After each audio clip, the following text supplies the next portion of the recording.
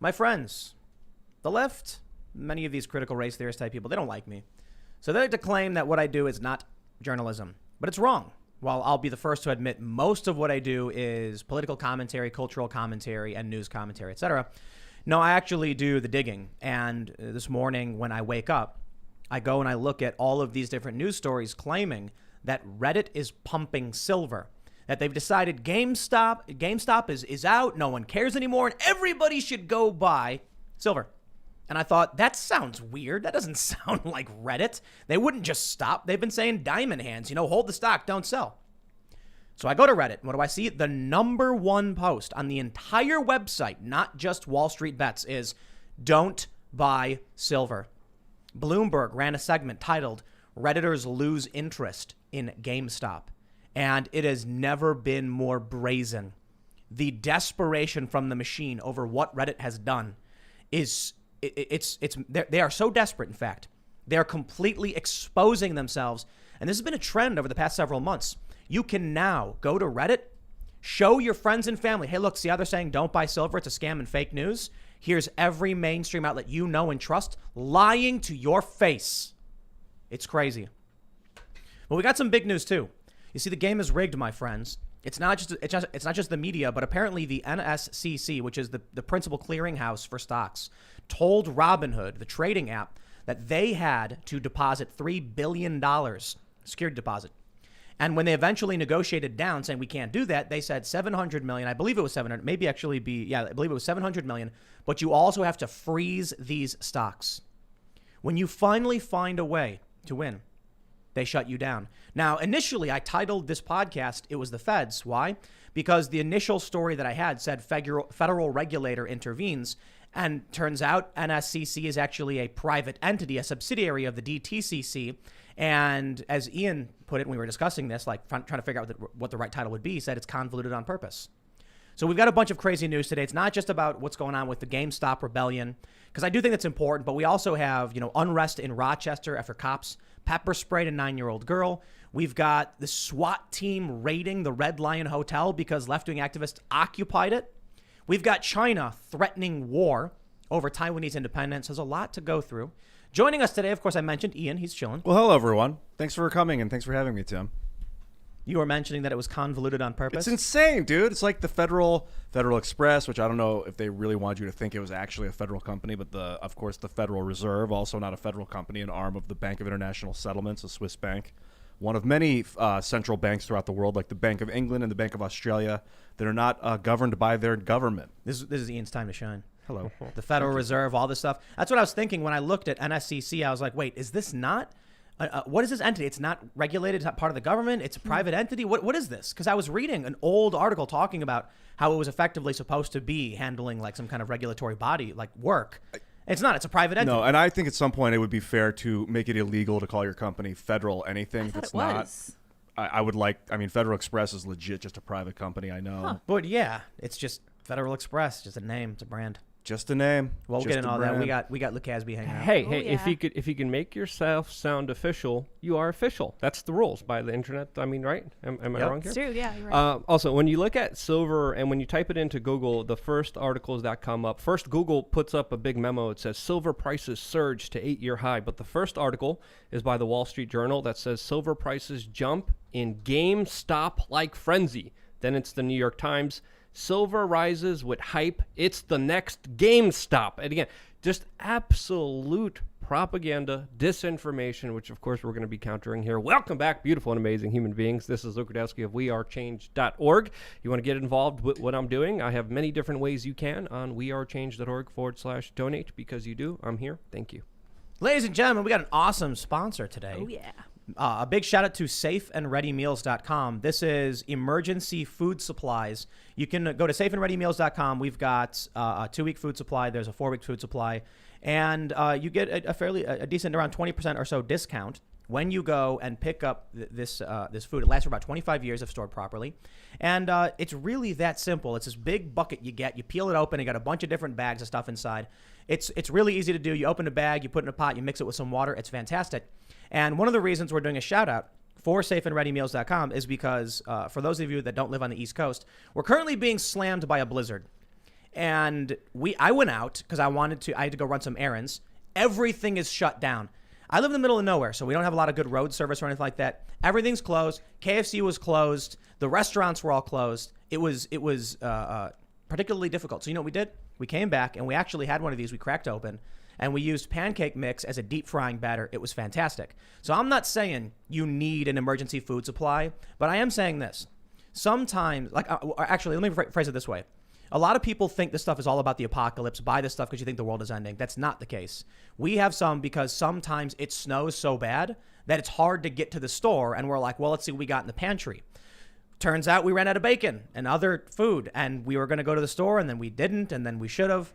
I don't know if you guys have ever seen that viral video where the guy's screaming, you got to get the milk, bread, and eggs, and he's running to his car because they said snow. Listen, sometimes it snows, sometimes it rains, and it makes it hard to go out and buy stuff. So safeandreadymeals.com, special thanks. You can pick up your emergency food supply. It's 20 or so % off when you go check it out. Luke, you're dying to say something. Yeah, there was no eggs at the supermarket. I just came from there. Really? I barely made it, but I also barely made it here, and I live in the parking lot. That's how bad it is. That's pretty bad. Yeah. You went to the store, and then you were trying to make it back, and you were having trouble. Yeah. But, Dude, know, it's luckily I crazy out did, and everyone's going 20 miles an hour, and I still have to shovel the snow off of my RV, which I'm not looking for. We got to get another great. video. It was. We went to a Mexican restaurant. It was closed, and there was no signs or anything, and we were confused. And then I was like, I don't understand what's happening. And so like we drove around, and everything was empty with no notifications.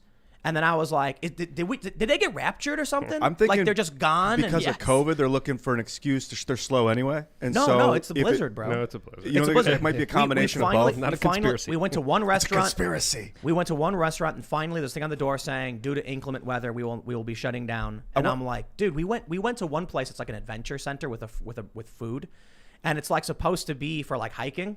Even they were closed. Wow. So I was like, we went back, we cracked open one of these boxes, and we used the instant pancake mix as deep frying batter. I just want to add great, by the about way. safe and ready meals. One, once you crack it open, you can use the bucket as a trash can. That's really convenient. That's true too. Yeah. Two, Correct. those are really good pancake batter dips. We We made deep fried. We bacon. We had to find bacon. We found bacon at the gas station. and deep fried mozzarella, which is not That was awesome, dude. It worked out so well. It was Yeah, it was amazing. delicious. Yeah, I can't have a believe funny we story figured about it those. out. So but- we had a guest here, and he was like, "Hey, can I have one of those safe and ready things?" And I was like, "What? Are you crazy?" He's like, "Yeah. Ever since I was here last time and you gave it to me, I really want another one." So I mixed him up one of those while he was here, and I was like, "That's really weird. I'm really glad you enjoy it." That's like their mac and cheese. Yeah, it's like you get a packet, you put in a bucket. That was a Yeah. really long promo, Yeah, but I thought anyway. I thought it was a funny story. Like that's why we were shouting them out, because I'm like, we're in this blizzard right now, and I'm Perfect. like, this is it. The people want to embarrass you, and they want to smack talk me, saying, "Oh, he sells food buckets." I'm like, yes. And now sometimes there's a blizzard and it shuts the roads down. You can't go to the store. You can just crack one of these things open. Worst case scenario is you eat food. We deep fried it in peanut oil, by the way. Yeah, we did bacon wrapped chicken and then bread and deep That's fried awesome. it. It was Love it. amazing. It was probably not the healthiest thing in the world. Okay, anyway, go to timcast.com, become a member, and check out. We actually have a bonus episode we did with Eliza Blue talking about a bunch of things YouTube will ban us for talking about. And it was a pretty serious conversation. So again, timcast.com, you can become a member, $10 a month, and you get access to all this special bonus content. And we're gonna be producing more as things ramp up. My friends, seriously, we have been working like way overtime. We're bringing in more people to help because too many members. The website is doing too good. You guys are awesome. I love you all so much. Seriously, we got such a massive influx of members, it overloaded the system. We're trying to get member support to help everybody who's having problems, and we're getting there. But if you want to make sure that when we do get banned, we'll still exist in some form, you can go to timcast.com, sign up. Now, that was probably the longest opening segment we've ever done. But look, I got to be honest, I really wanted to talk about the blizzard because I still want to talk about deep frying food. yes, That's my wheelhouse. this is blizzard. It's like news, and it's fun because there's snow everywhere. Yeah. I mean, I got a big truck with some cojones on it, and that thing was moving around not too good out there. Yeah, you got 4x4. Yeah, and that was even a little sketchy out there. But my dog really loves the snow. I She's saw going a crazy. video of her. She's going absolutely. I'm exploiting it to the fullest extent. By the way, on my Instagram, Luke We Are Change. Just as a casual. she little loves plug the there. snow. This She has loves the snow. been your weather report. Hey, Timcast IRL. And by the way, Breaking news. I- It's snowing. I looked up Utah's government website explained that we really are still in an ice age. So that last 12,800 years ago, we were peppered by comets and the glaciers melted, but we're still in like the interglacial part of the ice age where it's receding. So this warming is actually probably kind of normal. and we're just headed I have out of heard the You ice sound age. you sound like a Yeah. climate change denier. Yeah, check out Ice Age Utah, and you can read all about it. Interesting. Perhaps. Well, we're not here to talk about the weather anymore, my friends. I want to show you Google. Take a look at this. Go to Google and type in silver and Reddit, and you see all these top stories. Silver is the new short squeeze target for Reddit traders. These market analysts, blah, blah, blah. Move over, GameStop. Reddit traders are targeting silver now. New York Post. Reddit's epic silver squeeze is only helping Wall Street. This is the most brazen and insane fake news I have ever seen. I apologize to those of you who have watched the rest of my content throughout the day, because this is the main thing I've been harping on in every single video. I don't normally do that. Sometimes I'll get, sometimes, but this is the craziest thing I've ever seen. Seriously, share this. Okay, look. Let me show you this post right here from Wall Street Bets. It is someone's watching Bloomberg, and you can see it says this woman, Emma Chandra of Bloomberg News, and then underneath, retail traders lose interest in GameStop. That is 100% fake news. The number one post right now I believe it's the number one post on Wall Street Bets, why you definitely should not under any circumstances fall for the silver scams. You are being played by the most powerful elite on the planet. Think about what they say in that New York Post article. Reddit's epic silver squeeze is only helping Wall Street. There is no epic silver squeeze. It doesn't exist. If silver is going up, and it did earlier today, it's because the media is pumping it. Now, this is where things like I'm sorry, man. The veil has been shattered. We're seeing two things right now. Two things. The first, they don't like that GameStop has actually the GameStop retail investors are actually hurting the hedge funds. Melvin Capital down 53%. They don't like it. So what we're seeing now is, I believe this is more likely to be some kind of standalone complex where all these people in media have connections. They get fake stories seeded, and then dumb journalists with malicious journalists who are trying to make a pretty penny pump out this story to divert everyone's attention away from GameStop. A lot of the people who are investing are probably just someone who saw the news. There's now 8 million users on r/Wall Street Bets. 8 million. A good portion of them probably just tuned in as a get-rich-quick scheme. Not all of them, not most, but just a lot, right? I think what we're seeing is that these special interests, these elites, are trying to convince people, go buy Dogecoin, go buy silver. But we're seeing something else more nefarious than ever. We are seeing exactly why Wall Street Bets is doing what they're doing. We are seeing the crony machine in play. They are lying to you to get you to buy silver so they can pump the price of silver up. Then all of their friends will sell out when silver peaks, leave you holding an empty bag. They do it all the time, and they're doing it in our face right now. Now, it's not just the New York Post there. It's also CNBC that has this headline, Silver jumps 8%, touches 8-year high as Reddit traders try their squeeze play with the metal. And when you look at the media coverage, it definitely kind of changed. It was always sinister. It was always extremely negative towards Redditors, towards the plebes or peasants who are actually gaining some financial wisdom and outsmarting the Wall Street guys. It was always negative towards them because they're not part of the in club, they're not part of the establishment. But we have to understand it's always coming from the same kind of point of view. It's always coming from the same kind of perspective. Washington Post wrote an opinion piece about the hedge funds being the good guys. We have MSNBC literally had an anchor on there talking about how the Reddit traders are going to be self-harming themselves like Instagram women who are depressed, that they're going to start cutting themselves because they're wasting their time. I'm not kidding you. It's absolutely bonkers and absolutely just insane, the coverage we're seeing by crazy. MSNBC. And then, of course, we also had Jimmy Kimmel on television to the national public talking about these amateur investors who are maybe influenced by Russia. What? Literally. Russian bots. Yes, Russian developers. Russian It was assets, exactly what he said. Quote, but look at the obfuscation. Look at the manipulation. Look at the disinformation propaganda campaign used against individuals, the plebes, who are finally playing in the stock market by the rules of the hedge funds. And the hedge funds and establishment are saying, wait. We can only win this game, not you, when they're playing by the rules fairly. It's absolutely insane. It's borderline criminal. If we lived in a fair system and there was justice in this world, world, there would be some serious criminal charges, but there's not. Janet Yellen, I mean, she's on the take here, obviously getting paid, in my opinion, she's on the take, but she's getting paid hundreds of thousands of dollars from these companies. These companies have a revolving door within the U.S. Federal Reserve. Ben Bernanke's also involved in Citadel. I mean, you could name the list of government officials that just go from one day public representatives of you to selling you out the next day, and it's absolutely sickening what's going on here. And guess what? It's only going to get a lot worse from here. I was left dumbfounded this morning. But this is a good sign, though. But this is how they're panicking. The veil was shattered. Exactly. Yeah. This is a great sign because look how desperate they're becoming that they're literally, going at the straws here, being like, silver. Now, I personally like silver. I even made a video 2 weeks ago saying, hey, I even interviewed someone in the silver business, and I was like, I personally like silver as an alternative to the dollar. Not financial advice, just my own personal opinion. But even now, when you look at the top Reddit post and you look at what people are saying, they're saying, wait, there is no short on silver. A lot of hedge funds do own silver as well, and they make good points there that really are worth considering. Well, here's the interesting thing. Well, actually, before I get into it, let me say this. Silver's fantastic. Silver's great. I love silver. Yeah, just not when it's being pumped and dumped. When all of the media is claiming something fake is happening, like all these Redditors are telling you to buy silver. They're not. The price of silver skyrockets.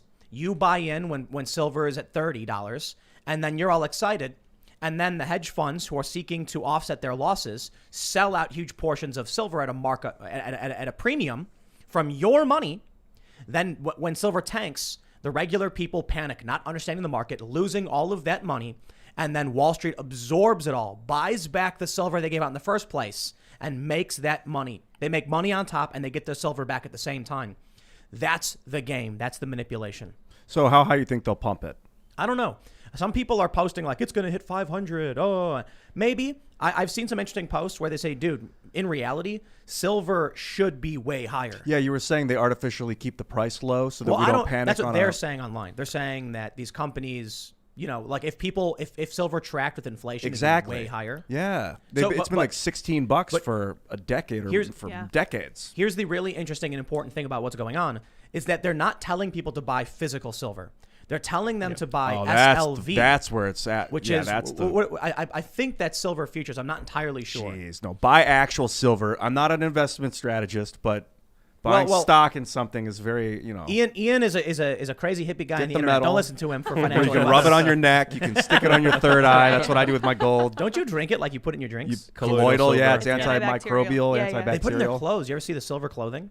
No, but I hear it's great for you. That's why there was always the term born with a silver spoon in his mouth. You can brush your teeth with it. A lot of people believe that silver, has antibacterial, antiviral properties. You can rub it in wounds. And it kills werewolves. Yeah, they use and it kills werewolves. That's the most important part. No, so here's the thing. Rabid dogs. I heard a lot of people saying they're trying to get people to buy SLV and not physical silver. But if everyone tried buying physical silver, it would seriously squeeze out all of the actual physical bullion stores and everything, which could actually have a serious impact because apparently the banks wouldn't be able to cover if people actually wanted. So I'm not going to pretend to be a stock guy. I'm just going to tell you this. I'm a media guy. I know how the media lies. I know the games they play. So don't get advice from me on what you do with stock. For me, this is about the overlap between the Wall Street Bets Redditors and what they're actually saying, and me being a critic of the media and trying to expose them and their manipulation, and now seeing how you got a bunch of it's the little guy. This dude, Deep Effing Value, who's now become a multimillionaire off of his bets. He's just some dad in like the Massachusetts area. He is not the machine. But now he's in the top 0.1% now? Net worth is like $30-something million. Whoa. Dude, there are CEOs who don't make that much money in a year, and he's made it in 6 months. Doing what? How did he make it? Yeah. Investing in GameStop. Wow. That's right. Because it was at like $5, and now it's at $300. Wow. So very serious increase in all of your money. And he's posting, his YOLO updates. And it's like $20 million up, thousands of percent. They don't like that. You're not allowed to be in the club. We talked about this with Bernie Sanders a while back, how Bernie Sanders used to say the millionaires and the billionaires in this country. And then one day he stopped saying the millionaires. One day he became a millionaire. Exactly. He sold a book. Yep. Sold a book, became a millionaire, and now he doesn't say it anymore. And that's insane because you still can. There's not someone who's But got also, we've talked about this before. I think the millionaires really aren't the problem. Maybe if you're like 900 998 million, not, dude. Even someone who has 200 million, 200 million's they a can lot. they can but invest. someone that's worth $2.3 million isn't Right. Yeah. So why Bernie Sanders dropped that is beyond me. But that's I don't want to get off on a tangent on Bernie just yet. We have some stuff on Bernie for later. The media is smearing him. What I'm saying is Bernie was standing outside that mansion, the clubhouse, with all the elites and all the wealthy, people, and he was outside. And he was like, "Oh, I want to be inside there with the millionaires and the billionaires. Oh, the millionaires and the billionaires are awful. Screw them." It was sour grapes. You can't beat them. Join them. But then one day they open the door and they say, "Bernie, come on in. You can be one of us." And now he stopped saying the millionaires because they let him in the club. This dude, deep effing value on Wall Street bets, is not part of the club.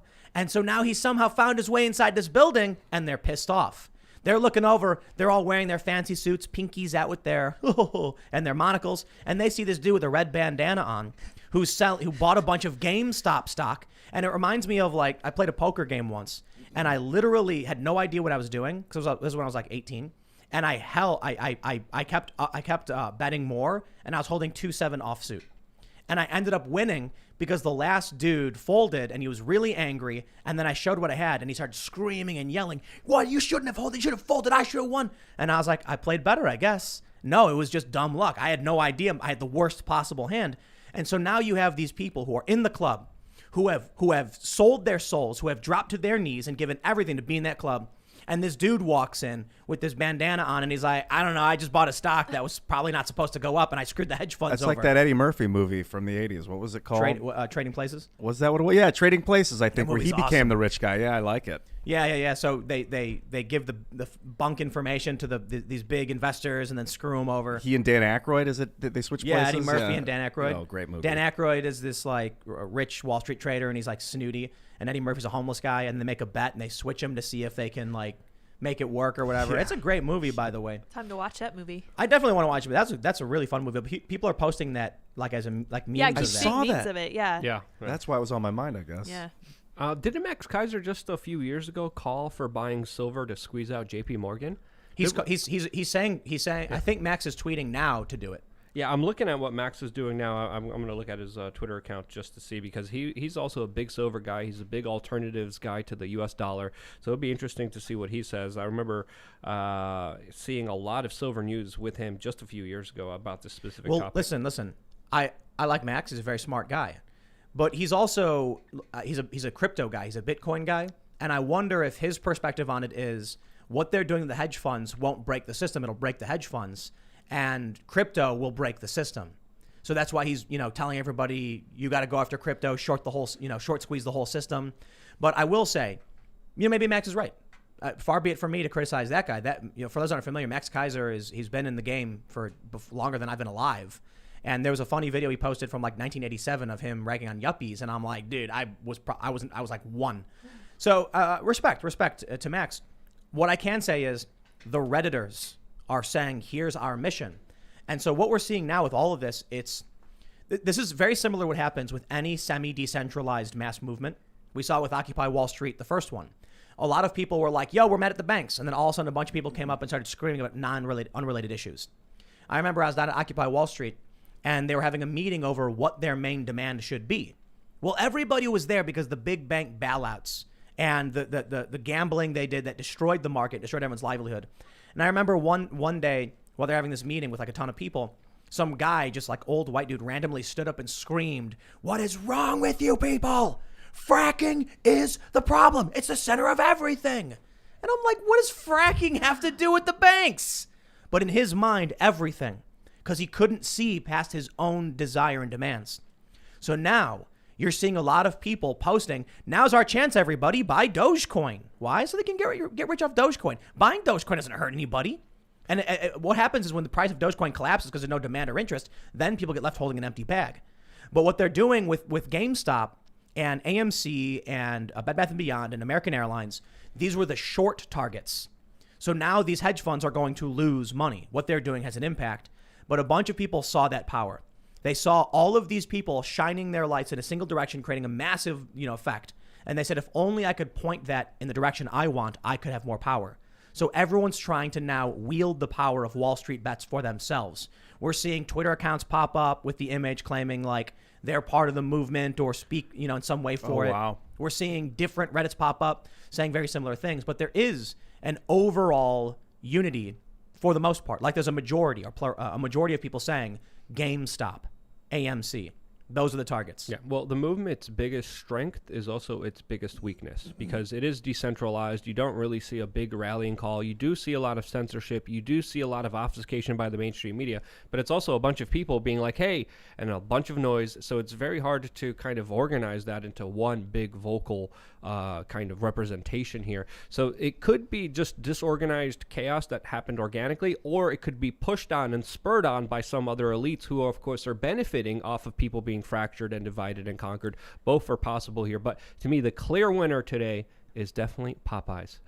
Yes. Popeye's chicken? Popeyes with Yes. their Tendies for All campaign, with literally providing promo codes for everyone based off the stocks of the Redditors.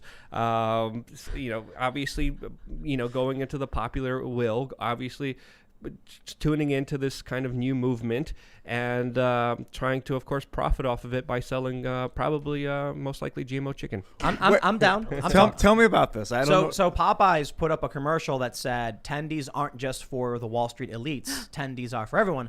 Because the meme is that when you do really, really well and like on your stock and you get a profit, it's you're getting your tendies or whatever. Okay. So they were like tendies for everybody. So Chicken if you tendies. so now there's a promo code where if you spend, I guess here we are promoting Popeyes. Oh, for look at 'em. that. All right. You see the game? You see Did how it it works? Popeyes? They did it. It worked. Magic. It's something like if you spend $5, you get free chicken tenders. Oh. Wait, if you spend $5 if you on order stocks? online, you use the promo code of the GME stocks, and you get a special discount or something. yeah. Oh, so okay. if you do like $GME, $AMC. Oh, wow. They bought it. So they're using the Free movement tendies. as well. Mm-hmm. Wow. Good. I love this. Love You know it. why? Because regular people will see this and not know what it is. Right. If we get more corporate marketing to embrace the idea that there's money to be made from people who are excited and happy about this, then they're going to get more people rallying and coming in and investing those stocks. So, like, if people signed up on Timcast.com with the special promo code, There's no special GME, promo No, there, we there don't aren't have promo any. codes. We there. give no That'd be- tendies. That'd be a fun game. No Tendies for tendies. All promo code. I mean, that's a good idea. Tendies for all. Dude, That'd be fun. if corporate marketing gets behind this, then you see real influential power being like, we're hip and with it. Yes. But hey, Right. sure. Fellow kids. Yeah. I'm waiting on Amazon to go full awakened. No, look, highly look. doubt that. Start accepting I mean, cryptocurrency. are you kidding me? Like, Yeah, like, yeah, That's yeah, like dude. a very naive point to Amazon make. owns Yeah. Twitch. Right on. And that's like the streamer Destiny, who's a leftist, got stripped from the partner program because he defended Kyle Rittenhouse. That's so Yeah. crazy. Th- that that's- That's Amazon. They own the Washington Post. who said Jeff the hedge Bezos. fund? Who said the hedge funds are the good guys? Yeah. I got like They also said guns are white supremacy, and that maybe you shouldn't need $2,000. Like that's yeah. literally Okay, some of the so- arguments that they're making right now. Right now, it's simple. It's never been more clear. If you're trying to figure out what's really going on and what you should support, if the media is saying it, assume the opposite. You guys ever see the episode of Seinfeld where George decides to he's such a failure, just one day he Yeah. decides I'll do literally the opposite of whatever I do, and then everything works out for him? That's a great episode, by the way. That's how I feel with the media. If the mainstream media is coming out and saying one thing, assume it's just the opposite. It's sunny today. It must be raining. well, that can get confusing because you are this is media as well. So some like what? And this so- is corporate media. Timcast is a corporation. Oh, come on. It is technically corporate media. Sure. Technically. It's We just good barely corporate media. qualify as a small business. Yeah. For but employees. it's corporate media, oddly enough. So No, there's what? a big. What We're draw- not. We're not. is it that it's like? There's the old billionaire guard, bro. class, Yeah. and then there's private enterprise. Dude. This is a private enterprise. And like Elon Amazon Musk- is the billionaire class that exploited and used and manipulated government for their own personal benefit. That's a whole different But category. like Tesla's the billionaire class. They're getting a lot of government contracts as well. Listen. There are still remnants of good old capitalism alive and well today in this country. That people who work hard and provide a good service will find themselves doing well and expanding their business and having a large platform. CNN are liars. They cheat. They steal. They manipulate. They're propped up by being put in hotels and airports all over the country and the world. It's not organic when they get their ratings. Now they're ending CNN Airport, but it's all just it's pumped. Look how YouTube. You want to talk about corporate media? YouTube puts CNN and CBS and NBC on the So front gross, page. dude. I have to just We get suppressed. black it out. So here's what I'm telling people. Right now, we have this interesting nonpartisan mass effort where everyone can see the media is lying. But listen, capitalists, like people who are not into socialism, look at what's happening with the corruption and the command economy, how these elites can control socialism for me, but not for thee, essentially. They say, see, that's socialism, when the powerful elites steal the resource and keep it for themselves. Socialists are saying that's capitalism. That through their monopolistic power, they collude and just stop poor people from being able to get access to any of the resources. And I'm just like, that's just corruption. Capitalism is laissez-faire capitalism, and capitalism can be utopian when we believe in this beautiful world of free trade. Socialism can be utopian. My personal opinion, you need a little bit of both. You need a little mixed economy here. You need some social programs, but you got to have a good you got to have a good system that can weed out failing programs and improve them. And you need market competition and the ability of individuals to work and trade as they see fit. Right now, it's the wrong conversation because we should be all in agreement. Whatever you want to call it, there's a group of extremely powerful elites who are stripping away the resources and value from working class people. You want to call that socialism? Fine. You want to call it capitalism? I don't care. Can we just arrest some people? Can we just get some rallying behind the manipulation? Can we call out this purposefully circuitous system that makes it so hard to track? When you're trying to figure out how any of this stuff works and you're like, I don't know who half these companies are. So no one knows what the Fed is. No one knows how the Federal Reserve works. It's sad and true, man. And not Scary. a lot of people know much about it. And I don't even know much about it as much as I'd like to. I want to have an expert on here. I think David Ron Portnoy. Paul? I could work on that. David Portnoy, I think, said it best. Jail. That's it. Straight to Jail. So what do we need? I agree. SEC to go after the DTCC? Again, that's very high. The former head of the SEC made comments very favorable towards the hedge fund, very against these Reddit traders. Elizabeth Warren defended the hedge funds. I saw that. Yeah. Who does the arrest then? Who does the investigation? The Justice Department? No. It's the local sheriff who will come and arrest you, Ian, for daring to speak up against the But who's machine. going to go after the DTCC? Nobody. For extorting games or for extorting Robinhood? No one's going to go after them. You're the rabble. They come for you. I'm not the rabble, Tim. No one's going to I'm arrest the these answer. people. People always naively think that the law applies to everyone. It doesn't. When you're super rich, you live by a whole different standard of laws and rules that don't apply to you, that apply to everyone Is that else. always the case? Yes. No. It's not the super rich. It's the club. Because look at that lawyer. There was that FBI lawyer who fabricated The evidence. establishment, the elite. Are you correcting me? Yes. I agree with you. Look at Jack Ma. That's another great example of the club. Someone with money and then, yeah. Has he resurfaced yet? look, they're investigating. They're investigating Elon Musk now. Yeah, they're going after him because he allegedly didn't hire enough non-U.S. citizens. I think that's the story. That Yeah, does sound familiar, yeah. Lydia, can you look that up? Yeah, I can look it Elon Musk investigated for hiring non-U.S. citizens, which is a little bit mind-boggling. But I think in the Justice Department, you have a Either way, mandatory bro. thing that you need to hire non-U.S. citizens. Either way, the issue is Elon Musk may be, I think, he's the second richest guy on the planet. They will come after him. That's the article. They do not like him. Yeah, you found it. He's not in the club. But the reality is the club is falling apart. Yeah, and I think it says it in the second byline there. The DOJ's Immigrant and Employee Rights section said it received a complaint of employment discrimination from a non-U.S. citizen in May and said SpaceX refused to comply with a subpoena for relevant documents related to hiring. My mind is blown. Yeah. Well, there you go. I know that he's Oh, pretty here we harsh go. about who he hires and fires. The U.S. Department of Justice is investigating SpaceX over whether the company discriminates against non-U.S. citizens in its hiring, according to court documents filed on Thursday. That's insane. Wow. What? That is crazy. I remember reading You that a couple can't- days ago and reporting on my channel. I'm like, wait. They're going after him for that? You can't discriminate against that. Listen, we're America. We're not. Look. You know what I They think? don't have social Listen. security numbers. I don't know. Yep. How's that supposed how? to work? Listen, How? Isn't it painfully obvious right now what's happening? The club. Listen, okay, so we talked about something a while ago about.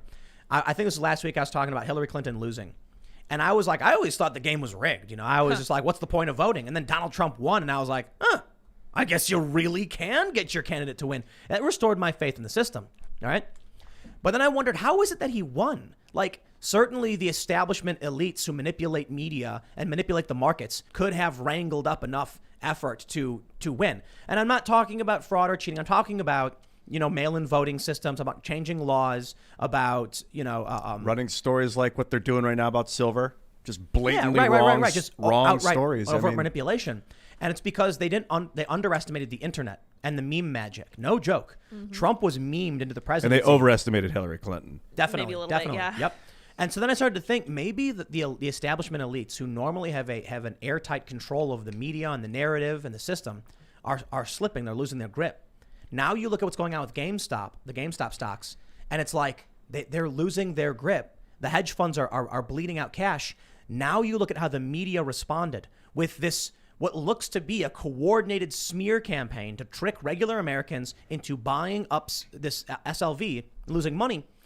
But we can see right through it now. It's almost like, the Wizard of Oz, and they pulled the curtain back, and we can see the man behind the curtain. And he's still going. Just close my eyes and they won't see me. Right. See me, yeah. When I was on the show, one of the first times, you were like, what do we do? What's the solution? I'm like, memes. And you're like, what do you mean memes? What are you talking about? And I'm like, dude, right. you don't get it, man. There's a whole culture that even Popeyes is picking up on. And the memes are literally the ones that are waking people up and are more effective than a lot of the mainstream media propaganda. Lydia? The cathedral is terrified of memes. I think ever since Trump was elected, I think watching this GameStop stuff is really making it worse. Yeah, there's a lot of even documents that were uncovered, and I have to refresh myself, and I don't want to speak out of hand here.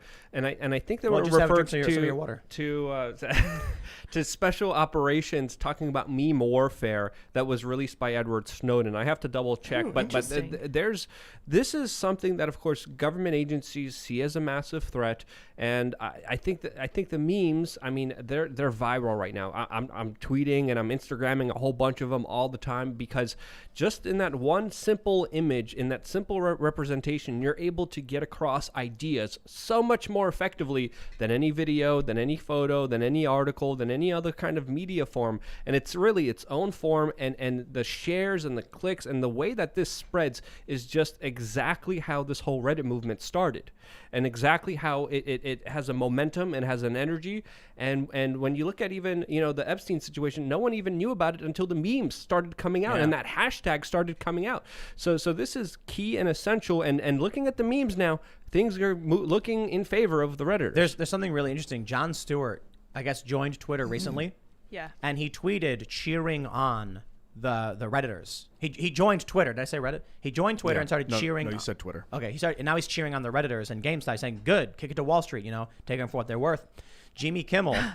So I couldn't find this tweet. I don't know if Jimmy Kimmel deleted it, but a bunch of people were sharing it. Yeah, I saw it. Apparently he said, real Donald Trump, is this you? Or something like that. That you? Dude, and he is obsessed. Well, no. Someone made a really good point. Jon Stewart is an old school liberal who has been out of the game for several years. He's probably been minding his own business for the most part, not realizing the realignment that's occurred. Jimmy Kimmel is realignment left. So he's mocking Jon Stewart. Jon Stewart comes out and says the right thing as a leftist, and he gets accused of being Trump. And you look at what CNN said. Trumpism explains what's going on with CNN. Jimmy Kimmel has lost. I mean, this is, maybe I'm just preaching to the choir. This is obvious, but he is completely gone. Well, if you look gone. at, He's gone. He's done. I was going to say something kind of offensive. That term off the Native American. The whole phrase "off the reservation" is a very racist phrase I've come to learn. But I didn't know the origin. It just means something about a Native American leaving, and then it's like that makes them crazy or something like that. I don't know. Interesting. Well, Off also the reservation. back to Jimmy Kimmel here. I mean, when you look at him, you look at his eyes. He looks beaten. Wow. He looks defeated. He looks like, I don't want to kind of expound on here, but he looks like he's not there. He looks like he's just absolutely miserable doing his job. Yes. Look. When I see a lot of these people in media, Colbert and Kimmel and these like late night hosts, there's no passion. Nope. They don't care. It's like, dude, give me the script and I'll read it. Okay, so Russian bots are buying stock, and what's that line? Redditor? What's that? Redditor? When he I gave don't know what that is. That talk, they're bad guys. And I would advise everyone to go watch this Kimmel talk. It's 30 seconds long, and he mentions that the Redditors might be Russian assets. Russian bots. Did he write that, or did his writers write that and hand it to him, and he just went with it? It's the cathedral, man. It's disgusting. The cathedral. What does Russia have anything to do with these Russian people? With these Russian people. Well, Israeli people. It starts with an R. Actually, There's alliteration involved. Well, Bloomberg even went on to describe people a part of this larger movement as insurrectionists. So did the former SEC chairman. So we have to understand that this is aggressive language that we're seeing towards poor people playing the market and outsmarting the people who used to play the market, the hedge funds. This reminds me of Occupy Wall Street, because at Occupy Wall Street, the banks began to rupture. You could see their terror. The whole industry was like, you know what, the jig is up. We're done for. Let's save as many of our necks as we can because it's over. But just really quick, I want to make a point here. What made Occupy Wall Street prominent, because it was ignored for a very, very long time, was a disproportionate response by the state. They were extremely aggressive and they hit back very hard. And there was one pepper spray incident that really went viral that started everything. Tony Baloney, exactly. And it was literally overreaction by the state. We're seeing another overreaction by the authorities, by the establishment right now as we're speaking, with this absurdity that some people are calling news. Let me tell you, Luke, democracy dies in darkness. Did you know this? I heard the that Washington one. Where's Post, that phrase from? Which is the Bezos Times, in their op-ed about the hedge funds being the good guys. Let me read a passage for you. They said, "This time is different. The GameStop speculators are not merely in a frenzy about one stock.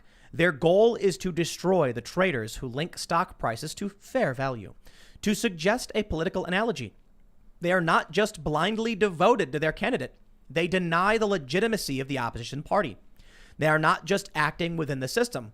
They want to overthrow the system.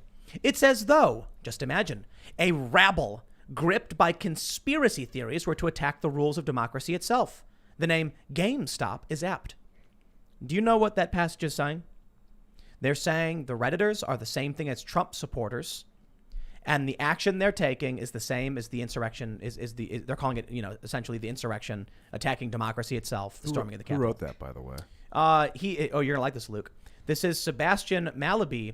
He's the Paul A. Volcker Senior Fellow for International Economics, the Council on Foreign Relations. Oh, okay. Makes perfect the sense CFR. there. Yes, I know this. We have barely... They kicked me out of there permanently and banned me. You were walking When? around with Volcker. Yes, I had a very interesting conversation with Mr. Paul Volcker. You could look it up on We Are Change. He was actually very nice, but he was lost. So I was literally telling him where to go into a secret VIP room that he accidentally took me into. Oh, whoopsie. Because security goes like, oh, he's clearly with him. And then that's when he brought me to Ben Bernanke, another individual who, by the way, is also a senior advisor at Citadel, which people should know, and is also the former chairman of the U.S. Federal Reserve. And Citadel owns stock, the silver stock. You said that's like 50% of their. They own. I guess they own SLV. Look, I'm just basically going off of what Wall Street Bets has been saying about what's going on. So you went to the CFR. I kind of want to touch on this. Oh yeah, a number of times where they had press events, and it was actually.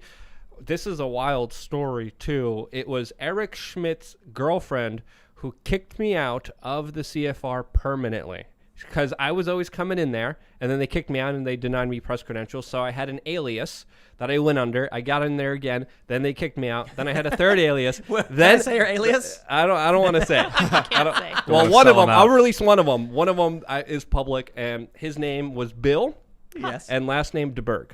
So when you read that together, I see. it makes Yeah. a You statement made it in. about another secret. They didn't notice. They didn't notice. They didn't notice. They're like, oh, you got Mr. Bill here. Let him in. Because I did the accreditation. Bill I had DeBerg. credentials. They let me into the Council on Foreign Relations, and they had press conferences, and I stood up, asked my question like everyone else, but the difference was I wasn't kissing butt. I wasn't throwing softballs. I went right for the gullet verbally with hardcore, legitimate, reasonable questions that should have been asked about corruption and all these horrible things that these people do in secret. That was finally exposed with this questioning. They hated it, kicked me out 3 times.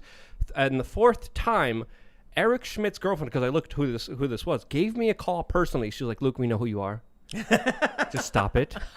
You're banned. You're not coming in. We're doing this because you're going to be arrested if you step foot into the CFR. I don't care how many aliases. I don't care how many disguises you have. You're not coming in. And I'm like, Ladies and gentlemen, I waited outside, by the way. Who's Eric Schmidt again? Eric Schmidt is the former chairman of Alphabet, the former head of Google, who also is working with the government, especially the Pentagon, on their technological advancements of the military. Now that you've mentioned Eric Schmidt is formerly the head of Google, if you were wondering why we might get banned in the future, it's because this guy's got us sitting right here. Well, my channel was kicked out of the partner program, I think very unfairly. Did you ever find out why? No. Oh, come on. No. You ambushed Eric Schmidt. I didn't ambush. I asked him a Hold on. question. Ambush journalism is just a reference to you seeing him walking and going up and asking him a question. Yeah, I'm not saying it derogatory. I politely asked him about financing and fundraising. A lot of the think tanks that were Tink thanks. Sorry. Good enough. You know what I'm saying Roll here. with it. Think tanks that were organizing the term fake news, because the term fake news kind of came out of nowhere, and it was galvanized as a way pushed by Hillary Clinton to go against Donald Trump, to go against independent media. And it all started, according to a lot of investigative journalism, from a lot of the groups that were financed directly by him and Google. So I went up to him and I was like, hey, Eric Schmidt, let's talk about you working with Hillary Clinton on her campaign. Let's talk about you donating to her and you helping her create some of the biggest buzzwords that the media is using right now and weaponizing right now to destroy free speech. And then he looked you in the eyes and said, listen here, you little pissant. I'm going to strip your YouTube channel from the partner program. You're going to make a dime again. He was like, this is effing absurd. You're effing crazy. I'm like, sir, please stop cursing. You're going to get my YouTube video demonetized. And obviously I knew that, but that's not the first time we got him. We also got him at another Bilderberg in Switzerland. This is all, of course, as he's going to the Bilderberg group meeting, which the mainstream media, by and large, chooses not to report on, even though it's 150 of the most influential people come together in secret. We got hit that point because we're going to segue. How do these all factor in? There's Bilderberg, Davos, and the Council on Foreign Relations. There's also the Trilateral Commission, and there's groups within groups within groups and affiliations within all these different groups. And I could talk about this for hours. But one last thing before we segue, I kind of really wanted to bring up some of the amazing positive stories. We should focus on some of those here. And those are of individuals who enriched themselves through this whole GameStop saga, and they're doing incredible things. The New York Post has an article right now that is titled, "College Student Donates GameStop Gains to Buy Video Games for Sick Kids." And there's a large number of these individuals actually going out of their way, taking profit, and doing really amazing things that are helping people. You look at the hedge funds. That money. Yeah. That's hedge fund money. Yeah, exactly. Yeah. What do hedge funds do? The CEO of Malvern Capital is still moving forward with literally destroying and bulldozing a house next to his so he could build a tennis court. That's what Malvern Capital is. This kid, he's making sure sick kids get video games. He's making sure people get helped in their communities, and you see tons of these stories. There was another post on Reddit that said, "This is for my father." That was absolutely a tearjerker. That talked about a lot of the bigger things, about a lot of the bigger reasons, a lot of the motive behind this, which is absolutely important to know. The story was that his dad's construction company, I believe, was destroyed by the housing market crisis caused by these big banks.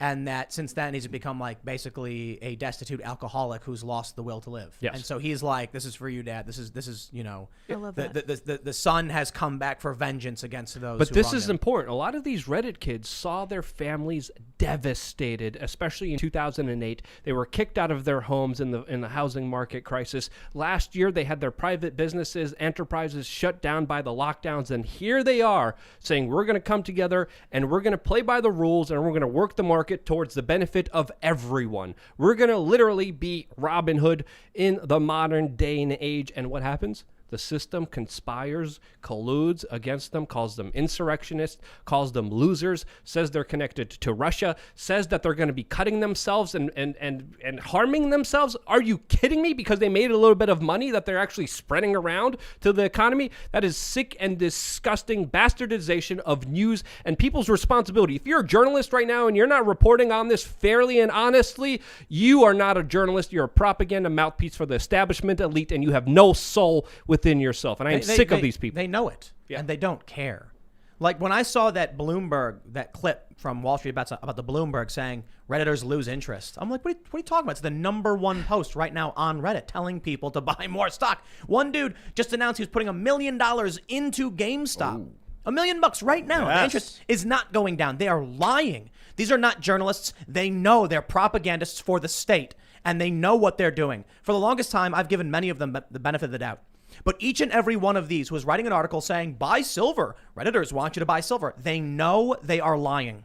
Or they're just useful idiots who are too stupid to do their job. One thing's for sure, they're not journalists. No. But listen. This is a good segue because my friends, why is it that Washington, D.C. is putting up these permanent barricades now in the green zone? You hear about this, No. right? Yeah. So you know they set up the barricades all around D.C.? Yeah. It's permanent. Okay. When did they decide to make this Last week. permanent? Okay. And they're going to leave 5,000 National Guardsmen there. I've heard of this. You know why? There is a real threat There is. They keep saying there's like a threat of white supremacy in the far right. It's not really that. I mean, they'll say that, but there is a threat. The real threat is the rabble, who can see they can see now through the shattered veil. It's almost like the Matrix. And then one day, all these robots are tending to the human crop, and then a bunch of humans wake up, and they can see what's going on around them. And if the machine doesn't get a hold of things, those people are going to get real angry, and they're going to rise up. So we see this massive security effort in D.C.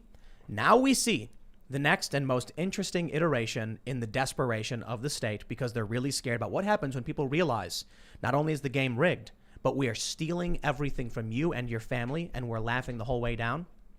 A new gun bill would require public registry of all weapons. This is H.R. 127. This is one of the most insane things I've ever read, to the point where I really don't think it will pass. But this is a new gun control measure. It's been proposed by Jackson Lee Sheila, a Democrat from Texas. And it requires a lot of things. I don't know if you have a lot of the points on the gun control bill. I do. That you want to bring up specifically. I want to bring up more about that security theater you were bringing up, because there's a CNN legal analyst named Elliot Williams who tweeted, quote, "Seems like a good day for a reminder that in any other year, hundreds of giddy children from across Washington, D.C. would be sledding at the Capitol building all day long. They can't because the grounds are closed to the public following a domestic terrorist attack." And then, I mean, just the hyperbolic, just the fear-mongering, just the nonsense there. And I think Michael Tracy had a response that is worth noting here and commenting on. And he said, or alternatively, the children can't sled on the hill because a security theater panic has been ginned up and virtually no one in a position of influence has bothered even questioning it. And I think he's wrong. Why? It's not security theater. It could be. No. No. I'll tell you, it's that the media right now, their lies are so obvious. Luke, you were telling me about the Killdozer.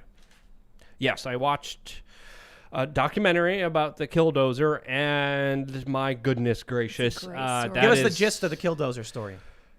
It was an individual who felt wronged by city council, and he decided to take out his feelings of being mistreated by the government by literally building huge slabs of steel surrounding a giant big bulldozer, which he put in a 50 caliber firearm that was shooting out of, and other rifles out of, through little ports, and went on a rampage in a small town, literally going after anyone who thought he was wronged by him. They couldn't stop him.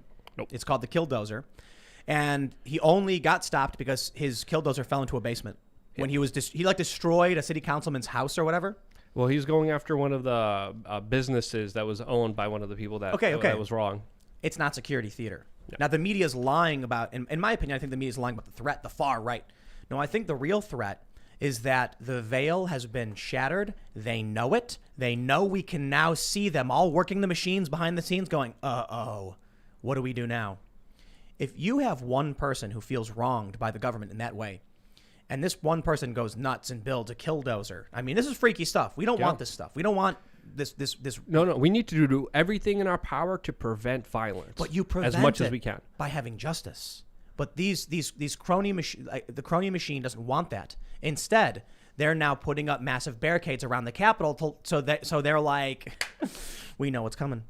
We know the rage is there, and they don't care if it's. Look, the media will tell you one thing, but that's the point I bring up. That's why I bring up this new firearms restriction, like the restrictions, HR 127. They want you to have a license and insurance and a whole bunch of crazy things. Listen, the crazy thing about it is that there are a lot of people right now who have a bunch of guns. They would want you to pay fees, get liability insurance. They would want you to register each and every weapon. Mandatory psych evaluations, a national gun owner license, gun insurance for everything, as well as a publicly accessible database. And they want to ban 50 BMGs. I mean, are you kidding me? I mean, this is absolutely draconian. This is frightening. This is terrifying, because you know there's going to be a lot of individuals who are not going to register their firearms. And this House resolution makes it so you have to, or you face penalties and fines that could land you in jail for a year to 40 years. Look at this. Let me read you from this article I have. This is from the Daily Fly. They say, a pro-gun group called the Citizens Committee for the Right to Keep and Bear Arms called the bill insanity on steroids. They say over the years, we've seen some astonishingly bad legislation originate on Capitol Hill, but this one takes the term abomination to an entirely new level.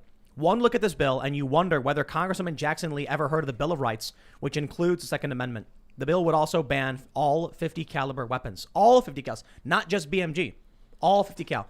Now, my friends, a couple of years ago, I was like, oh, why, maybe you have liability insurance or, a license. And someone responded to me, that's great. It's a really good idea, Tim. I'm totally in favor of getting you insurance, liability insurance for your speech. And you have to get a license to be able to speak publicly. And then I was like, wait, no, I don't want that. I was like, oh, I see your point.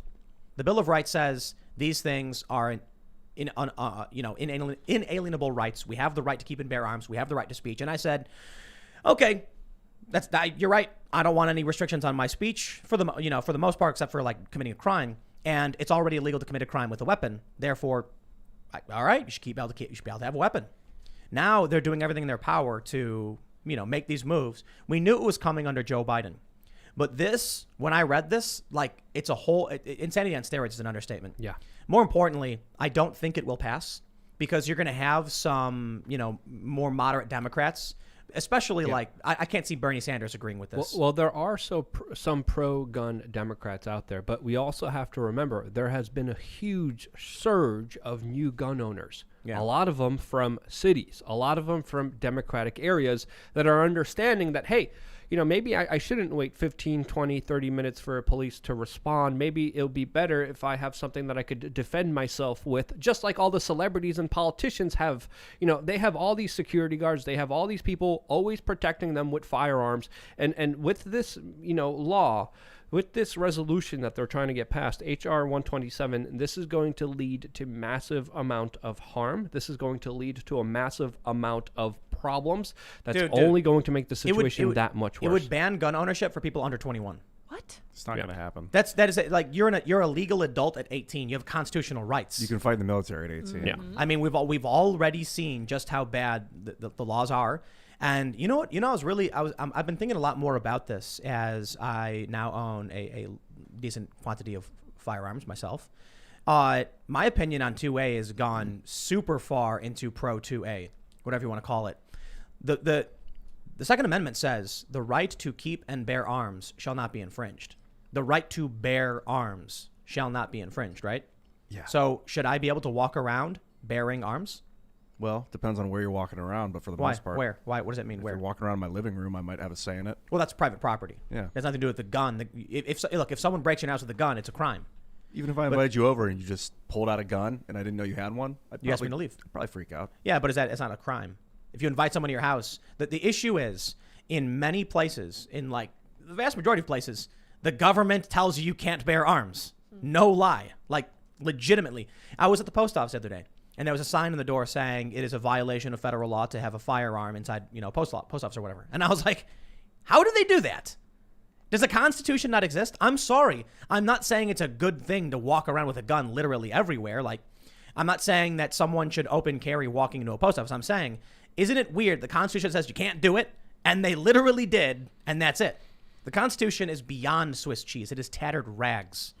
So while I look at this and I'm thinking it won't pass, when you look at what, Luke and other people are calling security theater, you look at the rage people have and the manipulation tactics are starting to fail. They are getting scared to the point where I think they'll try and ram this through. Yeah, maybe, but it's junk. I mean, you can't. There's so many ghost guns now that have been 3D printed and unregistered. No one's gonna. Those people, reality check, are not gonna register their weapons. And if you try and pass a stupid bill like that, you're gonna make a large segment of the American people criminals, and then that will lead to civil unrest at a level we haven't seen yet. So don't do it. Well, normally I'd say I wouldn't necessarily agree because I think the American people typically comply. But I read a story about red flag laws. There was this old guy. And it was apparently some ex-girlfriend or ex-wife called the police saying he was unwell and he was armed. So the police came to serve a red flag warrant or whatever they call it. That's where they take your guns away. They show up at your house. You've committed no crime. And they say, someone thinks you're unwell. You have to give us your guns and then wait a period until you undergo an evaluation. And then you'll get your guns back. And if you fail, then you'll get your guns back. So this guy, he's an older guy. He's in his 60s, I guess. Hears a knock at the door. And he grabs his gun and he answers the door with the gun. And the cops tell him, we're here to take your guns. And he says, like hell you are. And so they fight over his gun and then they shot and killed the guy. When Yeah. people say my cold dead hands, they mean it. Right, and God forbid a situation where the cops go to serve something like that, and the cops get killed, and then Yep. the cops are like, "I'm not serving those stupid red flag things anymore. I'm not putting myself there. I'm not going into someone's house when they're armed and crazy to take their weapon. It's not my job." Let me ask you, Luke. Are you familiar with the phrase, when the people fear their government, there is tyranny, but when the government fears their people, there is liberty? I think I heard about that one. said- Once who- or twice. So who it was said Thomas that? Jefferson? Was it? I believe so. I don't know. I believe that was it. These barricades that are being put up around D.C., are they for a foreign threat? Definitely not. The government seems to fear its people right now, but I'm Yeah. not seeing a whole lot of liberty. Yeah. And also, a lot of the things that are called upon with this House resolution are absolutely nonsensical. They don't make any sense. If you want to stop gun violence, you would deal with inner cities where guns are banned. That's where most of the gun homicides are at. Same with suicide, same with police officer shootings. When you look at the statistics, people having the ability to defend themselves is not a bad thing. Overall, especially in the kind of grander experiment in the United States, if you look at places that are more gun friendly, where you have more freedoms to bear arms, you have a lot less crime, you have a lot less murders, you have a lot less homicides. And I think that's because people are equalized by knowing that they could defend themselves. Are you allowed to open carry in Austin, Texas? I don't know about Austin, Texas specifically. They do have a very left-leaning mayor, and a lot of transplants from California do move there. Gun laws are extremely spotty all over the United States. There's no universal law. Places in New Hampshire, you could literally open carry anywhere and everywhere you go, except for federal buildings.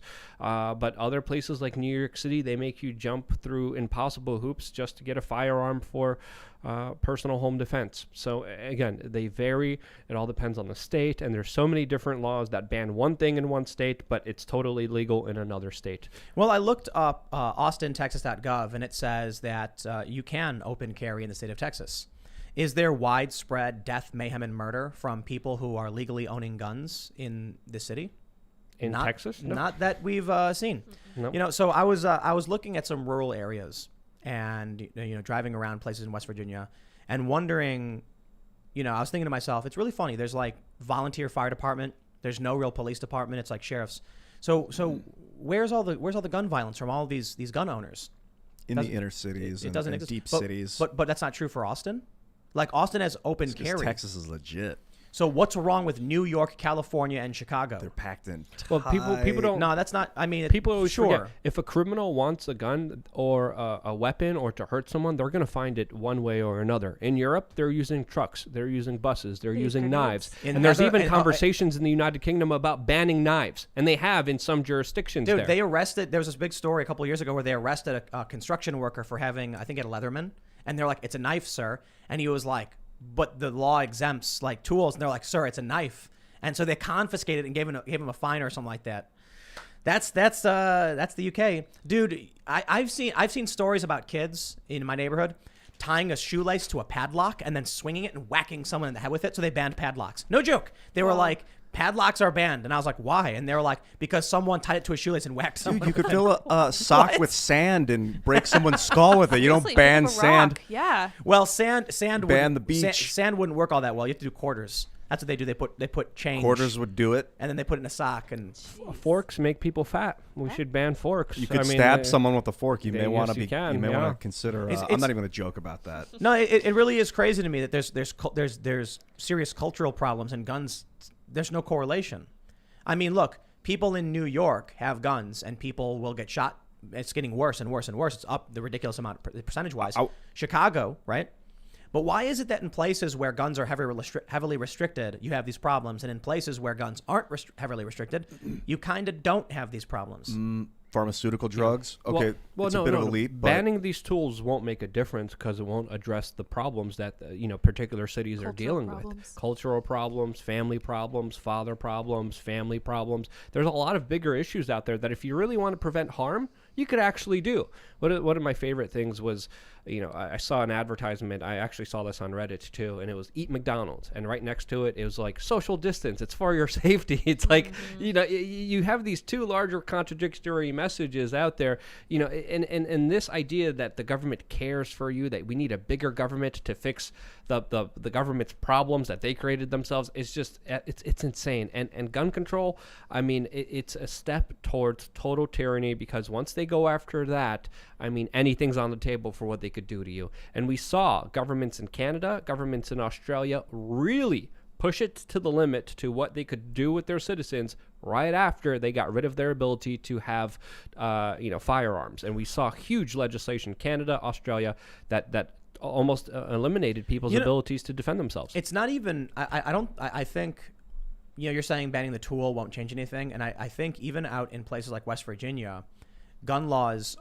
it's totally cultural. Everything we're seeing, the crime, the problems, culture problems, the lack of crime in Austin has nothing to do with guns. I don't think the fact that someone can open carry deters crime. I'm thinking about how you can talk to a sheriff and he's going to be like, hey man, I'm not going to go in and mess with you and do these things. You go to New York and Tony Baloney pepper sprays 4 women on the street for no reason. It's cultural problems in big cities where people are nasty. And you know what I think it is? A lot of people say like, oh, it's the blue, it's the Democrats. And I'm like, no, I think culture in decay in blue cities leads to corrupt politicians who use feel-good Democrat policies to gain power. And then you look at these other cities where they have open carry and things like that. It's because they're more trusting of each other. It's like, you want to open carry? Sure. I'm not worried about you. I don't think you're going to shoot me. Right? In New York, they're like, you can't have that because I'm worried you're going to shoot me. Yeah. In D.C., they put up big fences and a security perimeter because they're scared people are going to come after them. It's absolutely hypocritical to see individuals like Nancy Pelosi that wants machine guns at the Capitol telling you can't have a firearm, you can't defend yourself, you can't have a, quote, weapon of war. And we're seeing such bastardized language. We're seeing such Orwellian tactics used here to make you paint as some kind of crazy terrorist criminal if you believe in the right to defend yourself. No, you're just a logical thinking human being that understands, just like as you keep saying, Tim, it's important to have a fire extinguisher in your house, because again, it's not that you're going to, of course, look for fires, but it's there in case there is one. And that preventative prevents a lot of crime. Let's just be honest here. When we see strong armed robberies, they don't take place where they have a lot of individuals that are armed. Yep. They usually take place in situations where people are disarmed. So what's that movie with Gerard Butler and the guys break into his house and like kill his family, and then it becomes like this crazy revenge rampage? Yeah, I don't know the name of it. What was that movie called? I forgot. I don't. He's great. I'm not a big movie guy. So it's Gerard Butler and what is He's it? Leonidas from 300. Let me see if I can look this up. Did you watch it? What happened in the movie, Ian? I haven't seen the movie. I just saw it. It's a law-abiding citizen. So he's a dad. He's got a wife and a kid. And then one day his doorbell rings and he opens it and then he immediately gets smacked in the head with a baseball bat and falls down. They zip tie his hands and then they murder his wife and his daughter. Jeez. Later on, when these guys get probation or whatever, or get off on good behavior, he kidnaps and tortures them and then publicly releases the evidence, purposely wanting to go to prison, and then tries to get revenge on the system. I digress. I'm not making a point about that. I thought it was a great movie. I think the ending was bad, but that it is what it is. But I was thinking about that, and I'm like, based on this character's willingness to like get revenge, he doesn't seem like Gerard Butler's character does not seem like a shy man, to say the least. But I was thinking about, even having a firearm in your home is no guarantee you'll be prepared for when the threat really, really comes. Yeah. Which is why being able to open carry is important. Being able to have your weapon on you and being comfortable, confident, and well-trained. Because when you answer the door, someone might crack in there with a baseball bat. I mean, it's a movie, I know. But, I think about this just working here and everything like that and wondering about, what's the point of even having a fire extinguisher if it's too far away and a fire happens, you can't put it out? Right. When chaos ensues, things happen fast. You have to have a plan. So we put fire extinguishers in like every room. Like most businesses will do this. They'll have a fire extinguisher in every room. Okay, well, what happens if you see these? I love. You see this commercial. There's a gun control commercial where a guy angrily storms into an office with a musket, and then he fires once, and then he stops, and he starts loading it. He pours the powder in, and then he puts the ball, and he starts stuffing it. And it's like, we get the point. And they were like, this is what the founding fathers expected. And I'm like, how do you subdue a threat when kids can go into a school with any weapon they want and go on a rampage. Like, how do you stop the threat? You got to go to the root. That's my thing. I don't know if you can try and make less threats. That's probably the best way to do it. And I think the threats are pharmaceutical drugs, personally. I think that a lot of inner city crime comes from drugs or alcohol abuse and desperation, poverty that leads to those kind of things. It's easy to get a 40.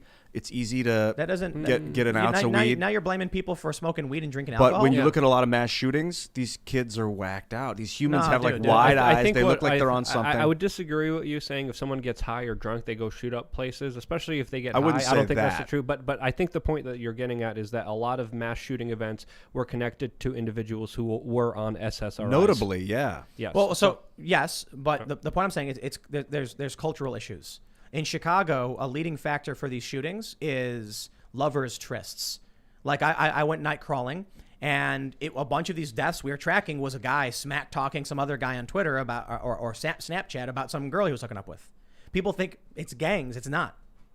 So there is a culture issue. We used to have duels.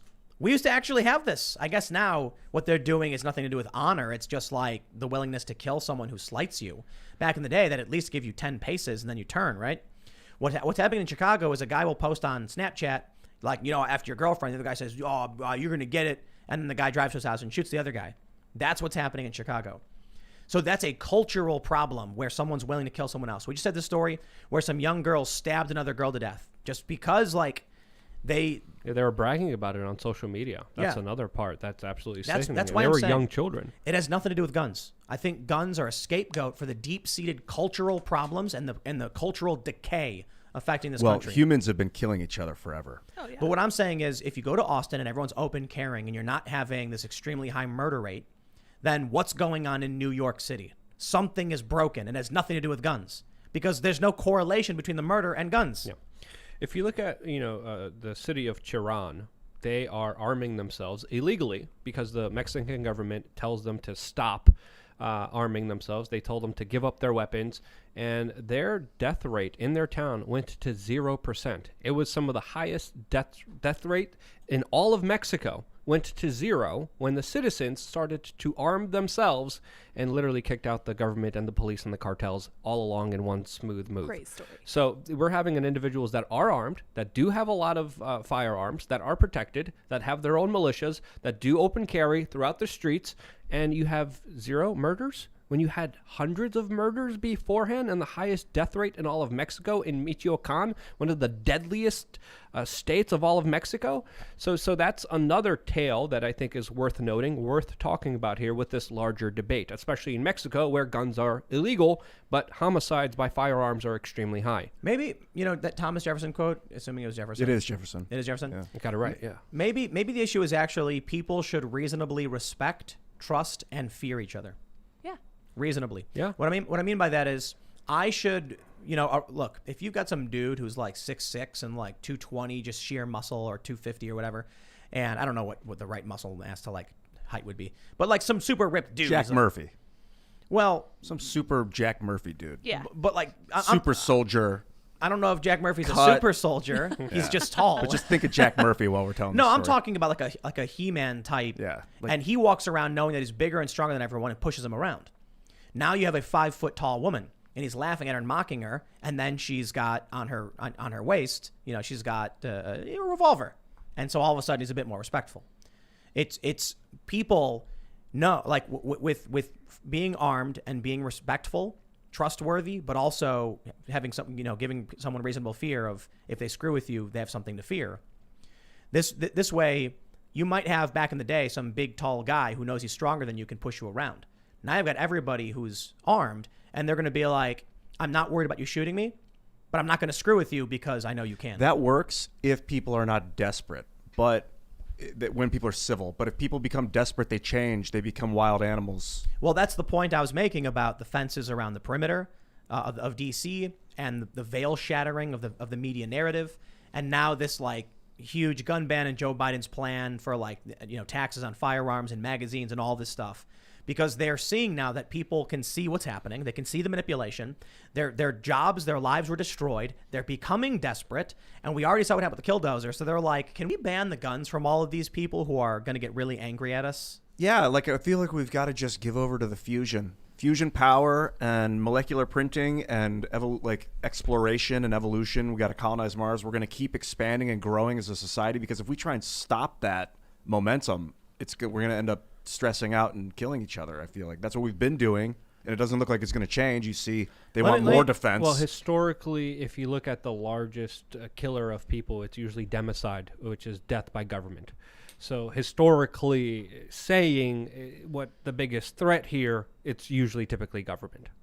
You know, we need people to have confidence in the system and feel comfortable and respected, and that's not happening. You talk about wanting to go to Mars and fusion energy and all that stuff, and I completely agree. It's just really hard to do when you have a manipulative, sociopathic establishment that strips the value of all the working people and allocates it to really dumb things that people don't like need. Copper mining. They're obsessed with copper wiring because of all that profit from the copper. If we started using wireless power, we wouldn't need the copper anymore. And all those people would lose so much money. Depending on who you ask. I mean, a lot of conservatives are pointing out that a lot of high-profile investors make money off the trains transporting crude and the freight transporting crude. So they don't want Keystone Pipeline. They want to get rid of it so that they can keep charging contracts for the transportation of oil and things like that. Oil, that's another one. People love pumping their oil, the copper and the oil. What else do they need? There's a lot of issues with the system misappropriating things. But when you look at the amount, let me make it very simple. We have $10 million. Should we spend it on, I don't know, covering the medical costs for as many U.S. citizens as possible, which albeit wouldn't be that many relative to total population, or should we allocate it to Pakistani gender studies programs? That's my point. The system is so broken. Yes, I'd love fusion. Yes, I'd love to go to Mars. I want to do it. What do we have? We rely on Elon Musk to get us there by 2026, he's saying. Right, the private sector is doing it instead of the government. Because the government's taking your money and giving it away to foreign countries. And it's been hijacked. While our infrastructure's crumbling. It's been hijacked by the Federal Reserve and those dudes. John Rockefeller and his buddies in the early 1900s. They wanted to establish a system that couldn't screw them over again. Rockefeller was pissed after he lost Standard Oil. I'm sorry to interrupt you. Let me just interject one thing real quick. Look, I don't want people to feel like there's no hope. The fact that they're talking about banning weapons and building security is irrelevant. Just for one reason. The GameStop stuff is working. The media narrative has been totally blown out, and we can see it now, which means I'm really optimistic, actually. I'm hugely I optimistic. think what we're seeing now is the old guard has lost their ability. The establishment has lost control, and the people are taking the power back. And I wasn't so confident, earlier in the year, but seeing Wall Street bets challenge these hedge funds and win, seeing how desperate the media has become, and then seeing that they've become so desperate, they are revealing themselves. I'm like, wow, they're done. They're done. They're not going to be able to carry out these lies anymore. The Wall Street bets thing is nonpartisan. Everybody's mad at Wall Street for what they did and for what they're doing. And the media's desperate attempts to shield them won't work because people can just open their phone and see they're lying now. It's kind of like as the water boiled, the first bubble that popped up was Occupy Wall Street after the collapse in 2008. Like, it really started to appear after 2007 with internet video, and we could read all the code finally. We could see the inner workings. And then that was the first bubble. It rised up and it popped, and they kind of glazed over. But now another bubble is rising. Identity politics, bro. Yeah, they try to smooth it over. They're like, no, it's not boiling. See, there's no bubbles on the surface right now, so it's not boiling. There's another bubble coming. After 2008, the terms whiteness, systemic racism, intersectionality, white supremacy, discrimination, all of them skyrocketed right after Occupy Wall Street. Because when they saw the class war coming, they said, make it an identity war. And now it's like a Russian thing. They're trying to make it a nationalist thing. Oh, yeah. Yep. Meanwhile, wage, salaries, all of them, when you adjust them for inflation, dramatically going down. People are getting screwed over more than ever. Wealth between the rich and the poor is widening like never before, especially from last year when the stock markets and all the hedge funds and all the big banksters were making money hand over fist while everyone was suffering. Dude, I'm going to say this. I was right. I said the best thing for Democrats would be for Trump to win because it allows them to keep control of the populist left. Once Trump is out and the left says, okay, we hate Biden too. What are they going to do? Now you've got all the Trump supporters who hate Biden and the progressives left who hates Biden. And now all of that populist energy is pointed at the establishment. Step one, Wall Street bets. And you've got the Donald Trump Forum, Patriots Not Win, formerly the Donald, cheering this on And then you've got socialists and tankies, far right, far left, up, down, whatever you want to call it. They're all laughing and cheering for And I it. will say this is maybe very optimistic of the Biden administration's next 4 years, the way this is going. No, I mean Oh, that's what jeez. I've been saying for years. I've been saying it for months. I've been saying it for weeks. It's coming. This is only the beginning. Did you see the meme where the guy's like, day one of the lockdown, haven't gone out yet. I wonder how this will go. Day 90, I've baked a new bread recipe. It's going well. Day 310. Well, it seems like a man with Viking horns is now the president of the Senate. Yep. Day 330. Reddit's coordinated attack on Wall Street is going as planned. You forgot Like- the love 3 masks and the and the buttocks probes. A part of that 3 timeline masks. there.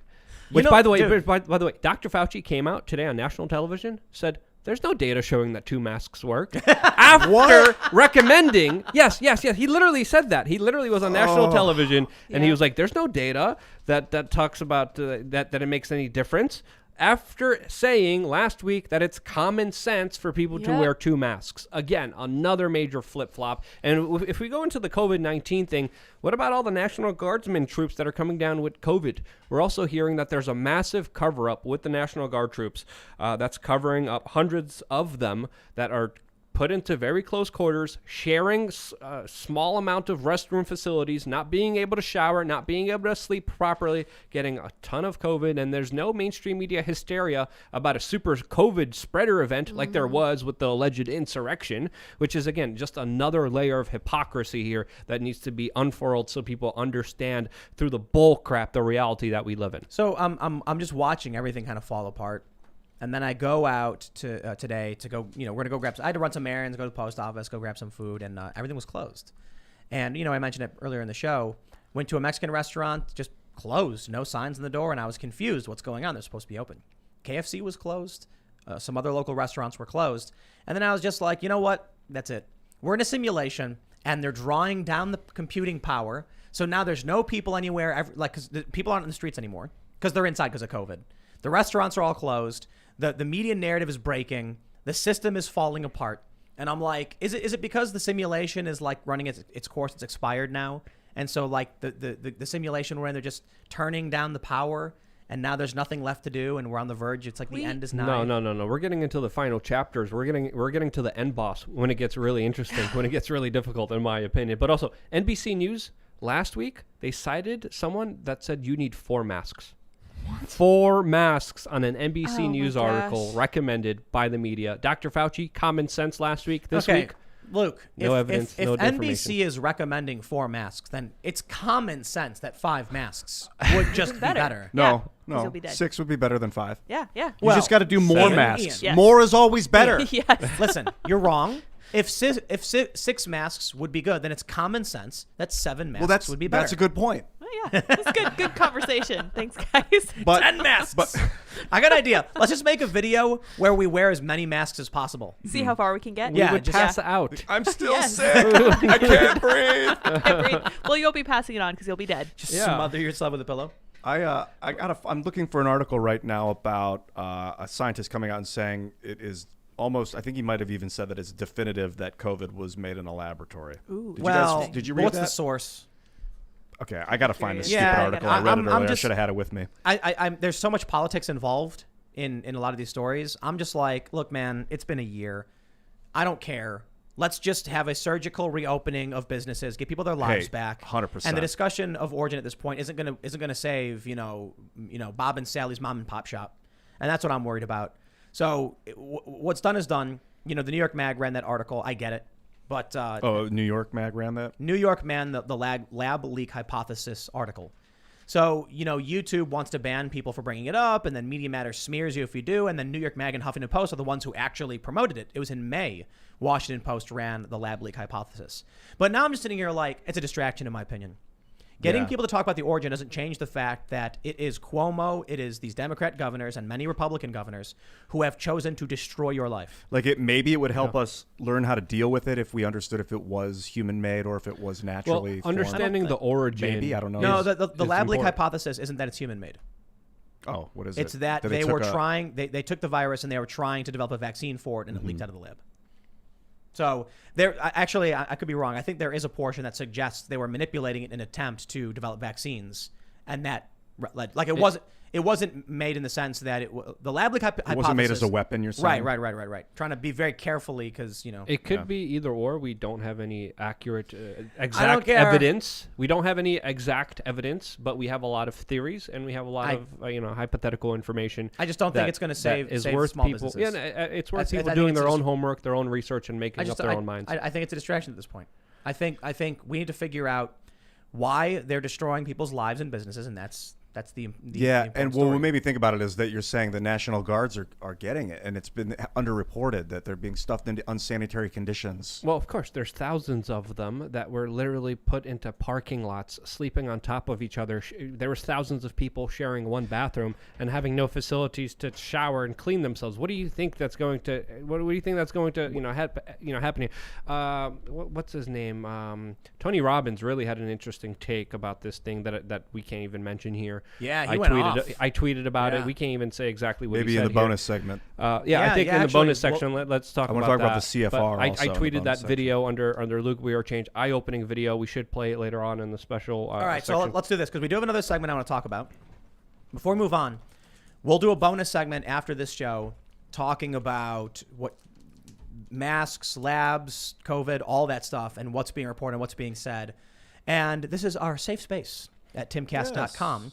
Where, believe it or not, even though it's members-only content, they'll still come after us. No joke. I could imagine They because will. you can be charged for things that you've done off the site. YouTube will ban you for things you've said on other platforms. So you got to be vigilant. But we'll talk about it and we'll go through these things because, as far as I'm concerned, I think it's only a matter of time before they nuke us off these platforms. Hey man, that's why we're getting. That's why we're doing independent. I mean, I'm not going to say anything that I don't already say on my YouTube channel. Right. But we're just going to have to be careful how we say it with the official sources, with, of course, the documents, with, of course, in a way where it's done honestly, so there's no excuse to ban anyone or to hit anyone or to strike anyone because, I mean, we literally dot our I's, cross our T's. We make sure that that matters, bro. all the Come on. information, it doesn't matter, but at the end of the day, it does factor in. So there is a factor to this that makes the people in the middle who are watching this, who are not knowing what's going on, that's the people you got to play for. You got to play for the people in the middle who haven't made up their mind yet. And if you could show them without a doubt that you did your job correctly, you looked at everything, you provided accurate, good information to the people, and if they still hit you for that, you're going to gain a whole lot of support. Let me just say one thing real quick, because I want to segue into this next segment, and then we'll do Super Chats after it. But if you go to timcast.com, we actually have an entire bonus episode. It's 45 minutes long, talking about Epstein and a bunch of those things that YouTube would absolutely ban us for. And so that's, if you're a member, you'll get that. And then we're gonna go ham. We're gonna talk some of this. I want to crazy make stuff. this world a better place. This is what I'm doing, why I'm here. And I know that people that run YouTube and Google know that free speech is one of the core tenets of what will help us democratize this planet. And I also understand you're running a website and you need to moderate it and make sure that things don't spiral out of control so conspiracy theories can confuse people. But I believe that we are on the same path and that we want to help people. So Bro, I think that talking about these things in a balanced way is incredibly important. What makes you think YouTube believes in free speech? Well, YouTube's just a company name. I think that the people that people work don't believe there, in free speech. from my experience, because I was with YouTube before Google bought them, and Chad Hurley was the man. And the essence of YouTube, being able to make video and put yourself out there to speak your truth, is still prevalent. And Google liked that, and that's why they bought it. And they want to subsidize it so that people can make a living doing that. Jack Dorsey and Mark Zuckerberg don't care at all. Well, I'm not worried free about speech. Twitter and Facebook right now. YouTube doesn't either. That's a corporate company name. I mean, I don't know. What? Maybe The company doesn't. Susan Wojcicki doesn't care about free speech. Well, They- let's they have will- her on they- then. Let's talk to her about it. They will ban you in 2 seconds. They do not agree with you. They believe that free speech and the spread of ideas results in some rabbit hole radicalization nonsense. I just don't want to assume. I don't want to It's assume not an what assumption. I don't want to assume what they think. Actions speak louder than words. They have. Yeah, but I wouldn't judge people's future based on what they did in the past. What? Like, just because they said some stupid stuff back in the day Because doesn't they mean that literally they are going banned to be a hundreds certain of way. thousands of users. They purged 1% of the entire website. Well, they're And running they a bragged website. about it It's- to a bunch of media outlets about how they were doing the right thing. I They don't agree with your right to speak your mind. I understand. I empathize with trying to moderate a billion-person website. It's Well, not. I get it, but why would they ban conservatives? Just because a conservative has an opinion where he's like, I'm critical of immigration, banned. both of you guys are right, and I think the scenario here is as unfolding as you guys both see it. But I think there is a small chance, in what Ian is saying, that there's a middle person that could say, well, they actually did everything by the book. They did everything correctly. They actually provided a service that's good, and might not report it to the higher ups. So that might be the opportunity and chance that you're right. But you're right. At the end of the day, if someone at the top wants to strike someone down, if you want to hit a dog, you're always going to find a stick. That's what my dad always told me. What? If you want to hit a dog, you're always going to find a stick. What does that mean? That means don't push your luck. Don't just keep, bunging your head and thinking that, you're the essence of what you're arguing here. I was walking through the woods trying to find a stick to throw for a dog to play fetch, and it took me a little while to find the actual stick. And I didn't want to hit him. I just wanted to play fetch. Okay, whatever. I eventually did find the stick, though. It's an expression. You proved his theory correct. Exactly. Or at least you. So at the end of the day, that evidence. person that's on the top, that's making these bigger kind of generalized orders, he or she could only do so much, right? So they can't just ban outright everyone all the time, and we should never give them an excuse to give them any reason to do it. We're gonna do one more segment, and then we'll do super chats. But and this one, this will probably be like 10 or 15 minutes or so. But check out this story. It's not the biggest story in the world, but it needs to be talked about. SWAT team sweeps homeless out of Washington State hotel that was taken over by activists. This should be major news. Check this out. 2 Olympia police SWAT teams, 2 teams, went door to door at the Red Lion Hotel Sunday night, breaking up what police called a forcible occupation by homeless advocates. Other officers escorted out employees who were sheltering in the basement for more than 6 hours, feeling trapped, police said. 7 people were detained. More arrests are expected. CBS affiliate Cairo TV reports the incident was similar to one seen recently in Fife, Washington. The activists from a group called Oli Housing Now paid for 17 rooms for one night, moved in 33 homeless people, and tried to arrange for them to stay indefinitely without paying. They demanded that Thurston County use funds from FEMA to pay for rooms. We're just ready to stand our ground. We don't mean any harm. We actually want this hotel to get business. That's the opposite of what's going to happen, by the way. Police said they started receiving calls at about 11 a.m. from hotel employees who said people with batons, knives, hatchets, gas masks, helmets, and goggles had entered the lobby, apparently prepared for a confrontation. Once officers estimated there were about 45 members of the group inside and out. Now, they just had batons, knives, hatchets, gas masks, helmets, and goggles, but they don't mean any harm. The knives are for buttering their bread, of course, and making toast for the homeless. Mm-hmm. The batons are for playing wiffle ball out in the backyard, and the masks, those are just to look cool. Well, everyone's got to wear a mask. It's COVID. They were being conscientious when they decided to take over a hotel. I see you've done your due diligence. What? You've obviously looked into this. No, I just read. I read the story. So earlier. these people staged an armed occupation of a hotel, a private hotel. That's right. Okay. Have you heard? Did you hear about this? No, but I'm kind of glad the SWAT team came in and cleared them out. 2 SWAT teams. Wow. Raided a hotel because far left activists with weapons were threatening hotel employees. But because they're desperate for a place for people to live. Yeah. In the winter.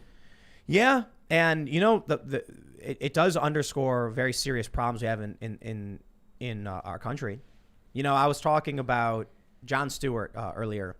He tweeted that, in response to getting smacked around by like these late night hosts over his pro Wall Street bets comment. He said, "So if I do good at this, do I become president?" And then I was like, "Yeah, become president. What are you gonna do? Run on your unrelenting support for 9/11 first responders? Yeah, I'd totally vote for that. No, really, I would totally vote for that. Jon Stewart's awesome." And the point I was making is that we will send $10 million to Pakistani gender studies programs. For what reason, I have no idea. We'll send billions of dollars in foreign aid while we have people sleeping on the streets. Now, I'm not saying the solution is just giving these people homes or taking over a hotel. I worked for a homeless shelter. I've worked for nonprofits. The problem is extremely complicated. Many of these people are not well. They can't work even if they want to because they're not well. So what do? We don't just throw them in the street. Well, what happens is when our government takes our money, our tax dollars, when they print massive amounts of money, they strip our value away and their buddies rip us off. They send that money overseas for God knows what, and they do nothing to solve the problem. Yeah. And you end up with a bunch of angry people who show up with batons, and that doesn't solve the problem either. But hey, I can respect the anger, to be honest. I'm sick of the money being wasted on nonsensical bullcrap. I don't understand how the Flint crisis went on as long as it did. with them screaming and everyone knowing and every left-wing advocacy group saying these pipes are getting lead into kids' mouths. And it's like, yeah, but gender studies in Pakistan, they need money for those programs, right? Yeah, and where did they get the money? I mean, we're talking about income tax, sales tax, property tax, capital gains tax, which a lot of people are going to be finding out about very soon, especially if you're on Reddit. Inheritance tax. I mean, when you look at the rate that the American people are taxed, I mean, it's not as high as Europe, but when you add it all up, it's absolutely incredibly jaw-dropping to understand how much money the government takes, and then where do they spend the money? As you said, speedboats for Sri Lanka. That was literally in the budget bill. In fact, that was passed. What's going on in Myanmar? I hear there was a military revolution. Well, that's a whole nother That's topic the in total- itself. Has that been funded by the but U.S. this is another Biden thing. administration? Before we jump there, I want to finish on this topic here particularly because when you look at the homeless situation, it's about to get way, way worse. Not only because of the larger financial tsunami coming our way from the ramifications of the 2020 lockdowns, which they're coming, which we still haven't felt the full ramifications of. It's going to hit people, and it's going to hit people hard. Economic flows usually take months, usually even take sometimes years to fully affect people. But this is another thing we need to realize here. A lot of the homelessness issues are surrounded mental health. Mental health is plummeting in the United States at a dramatic rate. When we see suicides, self-harm, depression going dramatically down, and that's going to cause another extreme situation. And when you have extreme situations, people are going to see extreme solutions, just like those people in the hotels. And I don't want this to happen. What we're seeing is the extraction of the system at the very last minute. I think that the establishment elites, the politicians, the Wall Street bankers, the big CEOs and all this stuff, they've given up. They're looking at everything and they're like, ship's going down. What should we do? Well, grab as much of the fine china and silverware as you can, get to an escape boat, and then get out before anyone realizes the ship's sinking. Ship going down. That's what it feels like. It feels like the homelessness crisis, the evictions that are looming. The fact that people aren't getting cash right now, their businesses have been destroyed. The ship is about to crash. They know it. And so they're just like, let's just take what we can. Yeah, they're printing as much as they can, buying as much land as they can, investing in as much stock and stuff that's going to short, go. or not investing, shorting the stocks to make sure that they collapse. Look, they printed all this money. Most of it goes to these massive corporations. They pay out their bonuses. They buy land. They buy hard assets. Then the dollar tanks. Then what? They leave you holding the bag. Homelessness is pretty nasty. I agree with you. I've also seen that some people with mental disabilities or whatever that are not in a position that even if you give them a place to stay, a job, and a bunch of money, they're going to fail and land right back on the street. There are some people like that, but there are many people that are homeless, and what they need is a shower and a bed. They need a shower so that they can clean themselves so that they can become presentable to get the job. Because if you stink, you're not going to get the job. They need a shower. They need a clean shirt. They need a haircut. They need a shave. And it's really hard to do when you live nowhere. Right. You have nowhere to go. And so that's why I do like these shelters. I don't know if we'll ever find a solution because sometimes people become destitute. Sometimes people, they can't. Repurposing empty buildings for homeless people. Why is that not more common? Who maintains the building? I don't know. Who? Where's the money come from? They've tried that in the past, and the buildings fall apart, and they become ghettos, and then crime and disease. It is a very real problem that we need to find the root of and get to the root of. But the reality is sometimes people become homeless because they don't have the mental health required. And I don't mean they're crazy. Some people are too depressed, and it's a serious issue. Some people have schizophrenia. Some people have psychotic disorders, need medication. Some people can't afford the medication. You get left with a large group of people that are just basically thrown to the gutter, and we have no real easy way to solve the problem. It may not be a problem that can be solved, to be honest, but we can mitigate it properly. I don't think occupying a hotel solves the problem. In fact, it's probably going to make it worse. Not by force, definitely not by force. Well, Ian, we already have that. We already have Section 8 housing. We already have projects. So there's government buildings where people live in. So and they function. Of course, you gotta fly through hoops to get into Section 8. Like Whereas a homeless shelter, you can just walk in and stay. If you look at the poverty rates, it's usually a cycle that just keeps spinning itself into oblivion. With the way that the system has established itself, that essentially screws people over with either too much taxes, too much regulations, too much on them, that decentivize anyone from any kind of economic mobility, because there's barely any left. You're talking about low-skill jobs, they're replaced by immigrants. You're talking about high-skill jobs, they're replaced by visa programs for immigrants. And then companies like Elon Musk get in trouble for not hiring enough immigrants. So where's the upward economic mobility?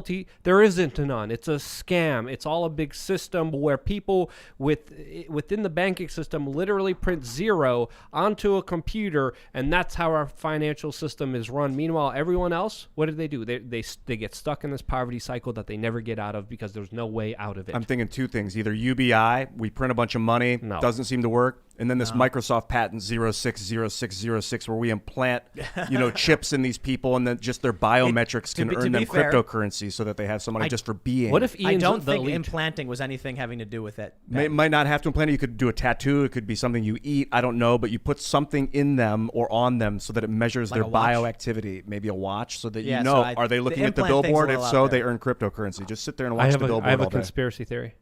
What's that? Ian's the elite. Someone else said I was an arm of the AI, that I'm the avatar of the AI. You are? Said that on Twitter. Yeah, someone suggested Why that. Why is it? Because of these things I'm talking about, maybe. You're encouraging. Because that would lead us towards the Matrix, where people are in pods, like generating heat for the system, this giant machine that's like controlling everything. But otherwise, we have homeless people all over the street. Hitler's idea was kill them. He would wrap up all these mentally, ill people and just have them killed because they were ruining his society. That I don't want to do. The Matrix is terrifying, putting people in pods. But what do? They're on the street. If they can't take care of themselves, there's poop everywhere. Oh, yeah. What do you do? Because we're animals. We're wild, barely tamed animals. And if we're not mentally prepared, what do we do? No idea. I've worked for a homeless shelter, a network. There's no solution. A lot of homeless people refuse to go to shelters and refuse to get jobs. That's another problem. What do? Can't solve the problem. They refuse. You'll pull up and you'll say, we've got a clean shower, we've got a bed, we've got clothing, and you don't got to do anything. You can just live there. They'll go, nah. I don't want to work for your system. No, there's no work involved. Literally, I worked for a shelter that would offer people no questions asked, room and board at a house. You get your own key, you come in the back door, you go right to your room, no one asks you any questions. You have a house, you have a shower, you have clothes. No, they wouldn't take it. So in the meantime, they're out on the street just like polluting the environment, whatever. Literally like crapping on the ground, blocking traffic, terrifying people that are walking by. So one place in Northern California wants to rendition. That's probably the wrong word, but they want to take them and then gain power of attorney over their finances. And that's part of the justification, is that you give these people even an opportunity for a free place to live and they refuse. What do? So now they're saying they have the right to just take these people for mental health reasons and lock them up. See, that leads towards what Hitler looks like, what Hitler was doing. Absolute tyranny. Absolute. If somebody wants to sit on the sidewalk, in most places, it's legal to do. You can't block the sidewalk, but they can't arrest you for being in public and sleeping. They do sometimes. In many places, they probably do. But in San Francisco, they'll get up every morning. My friend Kelly Cutler is like a community organizer for the homeless in San Francisco, and they'll come at like 4 a.m. with fire hoses, just hose everybody on the sidewalk. And they have a poop department. It's pretty bad. I think San Francisco is a really good example of what happens when you have an oligopoly. When you've got Zuckerbergs and Dorseys controlling the system, and they're ultra wealthy elites who pretend to be good people. Dorsey's probably the worst because he's like this hippie guy who talks about all these great things, and then he's just a billionaire who funds critical race theory, and then people are crapping on the street and homeless and destitute. But at least he can fund critical race theory, right? Like, that's solving the problem? It's not solving the problem. Homeless people come from all different backgrounds. These people in Silicon Valley just want you to think they're doing the good thing. So that way when you come with your pitchfork, you ignore them because they're the good guys, right? Meanwhile, they're actually making the problems worse. Yep. Yes. I'm at a loss. Man. Yeah. What really frustrates me is that it's the grifters. It's the grifters, man. What do you mean? There are people on there's establishment individuals who pretend to be on the left who would waste their time pulling quotes from me out of context for the goal of making a partisan rage bait piece of content. So like Jimmy Kimmel. No. I'm talking about people on YouTube who are grifters who take clips from this show out of context. Oh, you're talking about specific people that you're not Yes. naming. And they cut and edit them so that they get you or Luke or me saying things, and then they use that so that people don't want to listen to what we have to say. Because if they did, they'd be like, hey, we actually think a lot of the same things. We agree on a lot of the same problems. Don't worry too much about that stuff. No, that is the problem. We're trying to unify the people against the machine that is stripping our value away and destroying our lives. And what happens is you get grifters, useful idiots for the establishment, who go on their shows, take clips out of context from shows like this, and then say Tim Pool is far right. When, like, literally, I'm pretty sure the entire bent of this show has been fairly left-wing. Pro-social programs for the homeless, talking about Wall Street being bad. You'd think it would be a pretty left-wing positive, I did say they I don't. like those SWAT teams going in there. And Oh, yeah, you're far right. that now. was kind of far right, wasn't it? We were pretty pro-gun. Gotta I guess balance that's a the problem. teeter-totter. Someone cut me up and made me look really stupid. I'm already pretty stupid, but like, holy cow, that's not fair. Why'd you do that? I need man? more memes, That's so cut me up. Come on, Well, man. I'll be fair. We did this thing on Jacobin where we looked at the magazine cover of Oh, yeah. Biden is Jesus, and we were like Yeah. laughing at them. But the greater context of the segment was about how the left in general, the establishment left, not the progressives, were overwhelmingly praising Biden with like the sun clouds breaking and sunlight beaming down on the inauguration. And we were just using the Jacobin thing as a launching point. But to be fair, we did not realize initially that it was meant to mock the exact same thing. However, in that podcast, we did say, oh man, wait a minute, there's drones on the cover. This is probably parody. This is like satire. Yeah. And then I said, well, if it is, we deserve it, right? The problem was you could have taken the episode and watched it and then been like, guys, we completely agree with you. You missed this though. We were agreeing with you the whole time. And I would have been like, oh, look at that. Instead, it was used by a bunch of leftists to mock and deride and insult this show, even though they agree with us. But Why? Why? We agree with them. It's easy clicks, probably. Exactly. Yep. These people are destroying our opportunity to call out the establishment. Well, I would say machine. in regards to that Jacobin thing, I said it earlier, I don't think text flies with sarcasm. You don't see it when you see text. And same with images. You can't tell if that's sarcasm or not. I mean, for me, it's like, whatever. It's okay. You did it. I'm just going to keep focusing on my mission and my job and my goals, and I'm going to try to reach them. I'm going to try to help as many people as I can. And if they want to do that, let them do it. Luke, But at the end of the day, I'm going to be laser focused. It's not personal. It's about, right now we have on Reddit these people going after the machine, and it's working. And we have a nonpartisan issue where everyone kind of agrees. We're seeing Donald Trump Jr. and AOC agree on the same thing. The issue is not personal. I don't care if you call me a bunch of stupid names and mock my appearance like they do. I don't care. It comes to the territory. Don't expect to get into public, spaces and think everyone's going to love you. It's just not reality. The issue I'm worried about is it's not personal. It's about how they do this to anybody who might actually agree with them. That the tribe is more important than the cause. They will mock, like you, Ian, probably agree with a lot of these left-wing personalities substantially more than anyone we've had on the show, like especially criticisms of Donald Trump.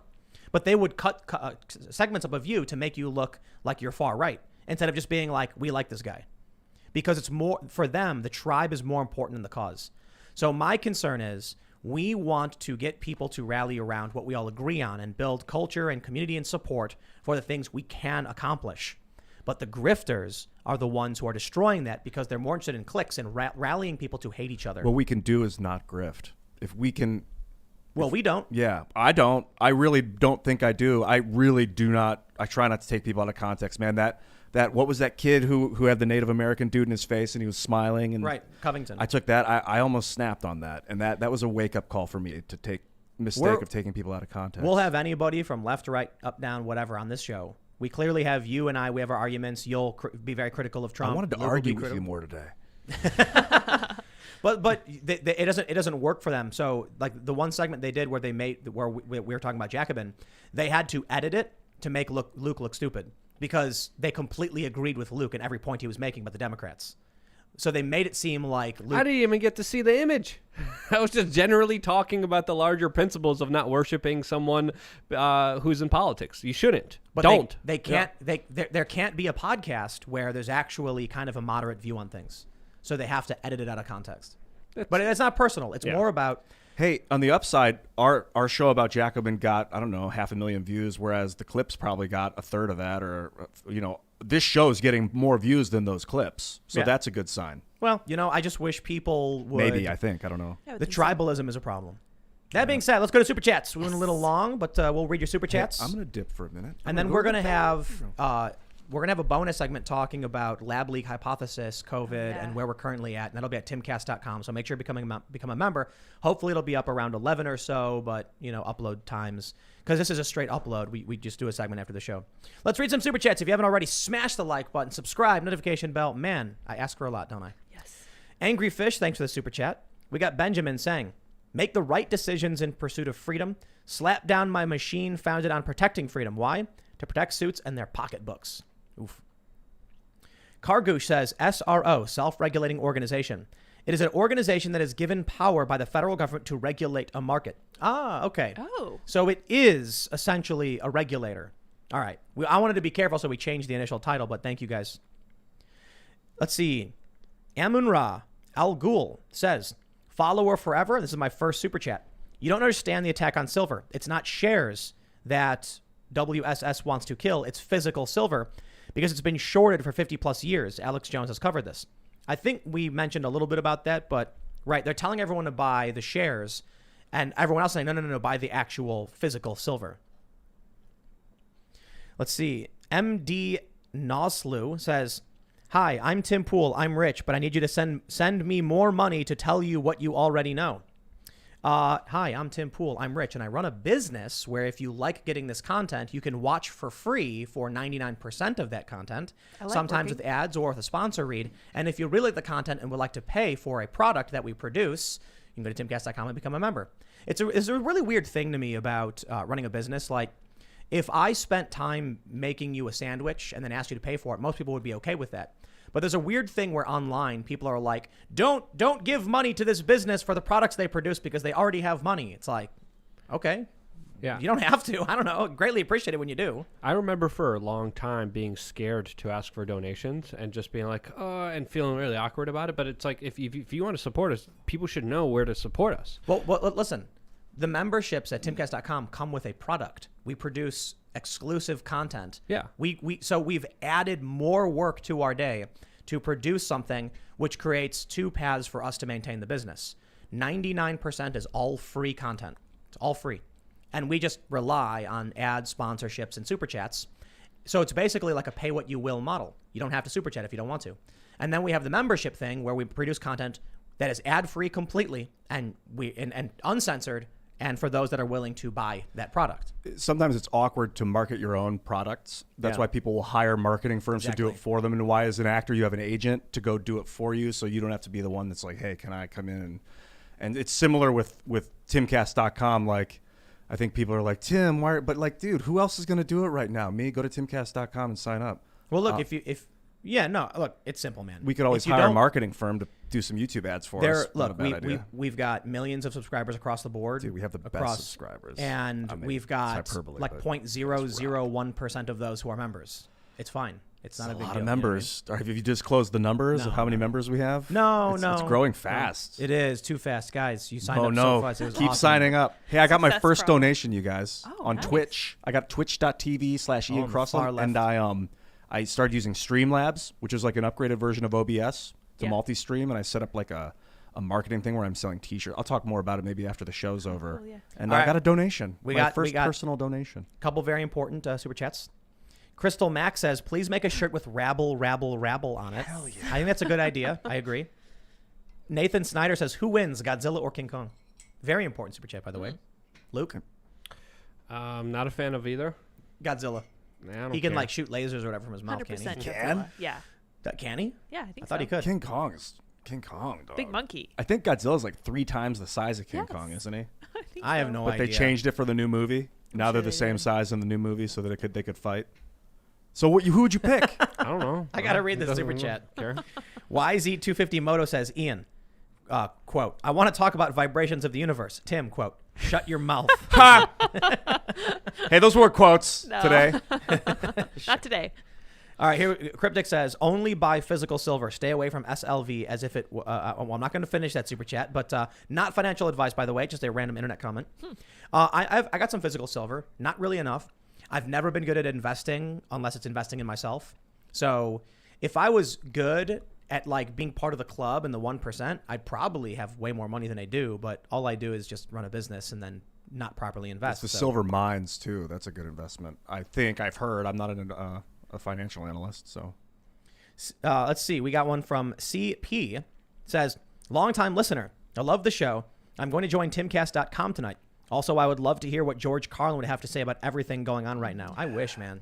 George Carlin was the man. Dude, we got Rogan keeping it real. Yeah. And Carlin's, he's like Carlin's protege. So this one's funny. Let's see. We actually interviewed Carlin on the We Are Change channel before he passed away. Oh, wow. My gosh. Is that on YouTube? Yeah. That's awesome. Yeah, he said some Legend. very important things about 9/11. Legend. We got the super chat from Perik S. Tiwari. The Big Short is the new Contagion. Just saw it again yesterday. Pretty good movie. Except The Big Short is based on real life. Yeah. Yeah. The Big Short was 2008. A bunch of people were basically like, yo, these mortgage-backed securities are stuffed with garbage. They're scamming people. So what do? Short it all. And people were like, you're betting against the housing market? Yup. And they're like, okay, you're nuts. And they were right. What did they make, like $800 million? Too much. But this is the reason these people are considered folk heroes is because they called out the scammers who are ripping people off and destroying everything. And they made a profit doing it. Good for them. Let's see. As Ascendiant Media says, Dogecoin is real grassroots. The idea is to leverage the power of a meme to mainstream crypto. I get it. That's the one good thing about Dogecoin, making big news and people seeing it as a viable option to make money and store their value. To me, it's funny, but like, what's the value of Doge? If you guys have some specifics about what it can do or anything other than the meme of the dog, I really want to get serious and tell me, because other than the goof, I'm not. That's it. That's why I don't care. It's go with Ethereum over Doge, right? Ethereum's to a be far honest, superior token. I would like to buy, me personally, I'd buy Doge just to have it and never trade it. Yeah, that's what I did. Yeah, It's just going to sit in cold storage because it's funny. Right. And it might be worth 10 million. You know. Yeah. It's kind of like buying a picture of gold. Yeah. You know what I mean? It's and like, then, like putting it on your. Yeah. It's something you and find putting it in funny. your safe. Yeah. Yeah, that'd be funny. All right, let's see. We got Brent Saigan says, Tim, please call out my brother Grant for listening to you for years, but not becoming a member on your website. Please, for the love of God, he keeps asking me to show him the members only videos, and it's incredibly annoying. Come on, man. There you go. Come on, Grant. Omega Hunter 9 says, how do I get one of those cool pictures when I leave comments on timcast.com? You edit your profile? Oh. That's it, I think. I don't know. We are upgrading the whole site, and to be honest, I had people who donated on PayPal for a long time, and I didn't realize how big the influx would be if we started the website. But my friends, let me tell you something. I believe based on your memberships, the only thing stopping us from rivaling the Young Turks in terms of network and access and everything is time. I'm fairly confident, you know, and I'm not saying this to be disrespectful to the Young Turks at all. I'm using them as sort of like a marking of where independent channels can be on YouTube. We've surpassed, my channels have surpassed them in views a long time ago. I did reduce the amount of content I produce, so it may have normalized.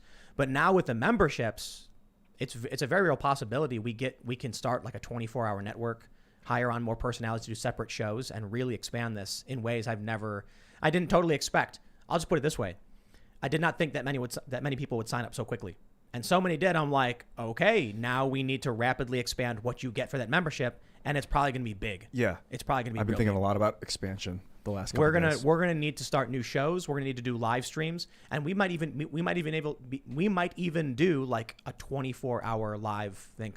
So what that would really be, though, you know, we're gonna start slow. We're not just gonna start with 24 hours and have all these different hosts and everything. But the amount of people who signed up, I just gotta say, it's substantial. And now I'm like, okay, let's do this. We could Let's do like do a new channels. Let's do more 24-hour people. stream in the skate park with like a VIP camera section where you can go up there, sit down, and talk to the camera 24/7 streaming. We could literally have like 7 shows where it's like the 3 p.m. to 4 p.m. show is like the, you know, so-and-so in the park with guests. And then we really are on the verge like of rivaling. I've been like streaming TNT. games. I would love to integrate that into the network, That'd like be a 2 fun, p.m. gaming stream for an hour. There's a lot more that I can't necessarily say about the expansion, but it's good news for those who are investors in Subverse, now Scanner. We are working on this project, and this will be really, really good news for everybody. I'll just leave it at that, and we'll read the more super chats. I will lightly touch on it too. There were some issues. I don't know if we sent out the letter to the investors yet, but we fully plan. Like, COVID really jammed up the Scanner project in ways we could not foresee. Getting physical space, hiring people was all completely shuttered because essentially couldn't operate in cities. But we are working through the kinks, and we plan on doing a big launch soon. And that's what I'm talking about. Like, we have a news department, a gaming department, a music department, and a tech department, and a media department. Oh, it's going to be big. This is going to be big. You guys are awesome, by the way. Ryan says, the latest stock TD Ameritrade shutdown was HCMC in OTC with their fight against Philip Morris, I'm sure, because our Wall Street Bets talked about it. Interesting. Carl Flynn says, I highly recommend the book Green Eyes and Black Rifles by Kyle Lamb for practical rifle shooting. The man spent decades in SF and Delta, and I train my Marines using the TTPs in the book. Cool. Very cool. Very interesting.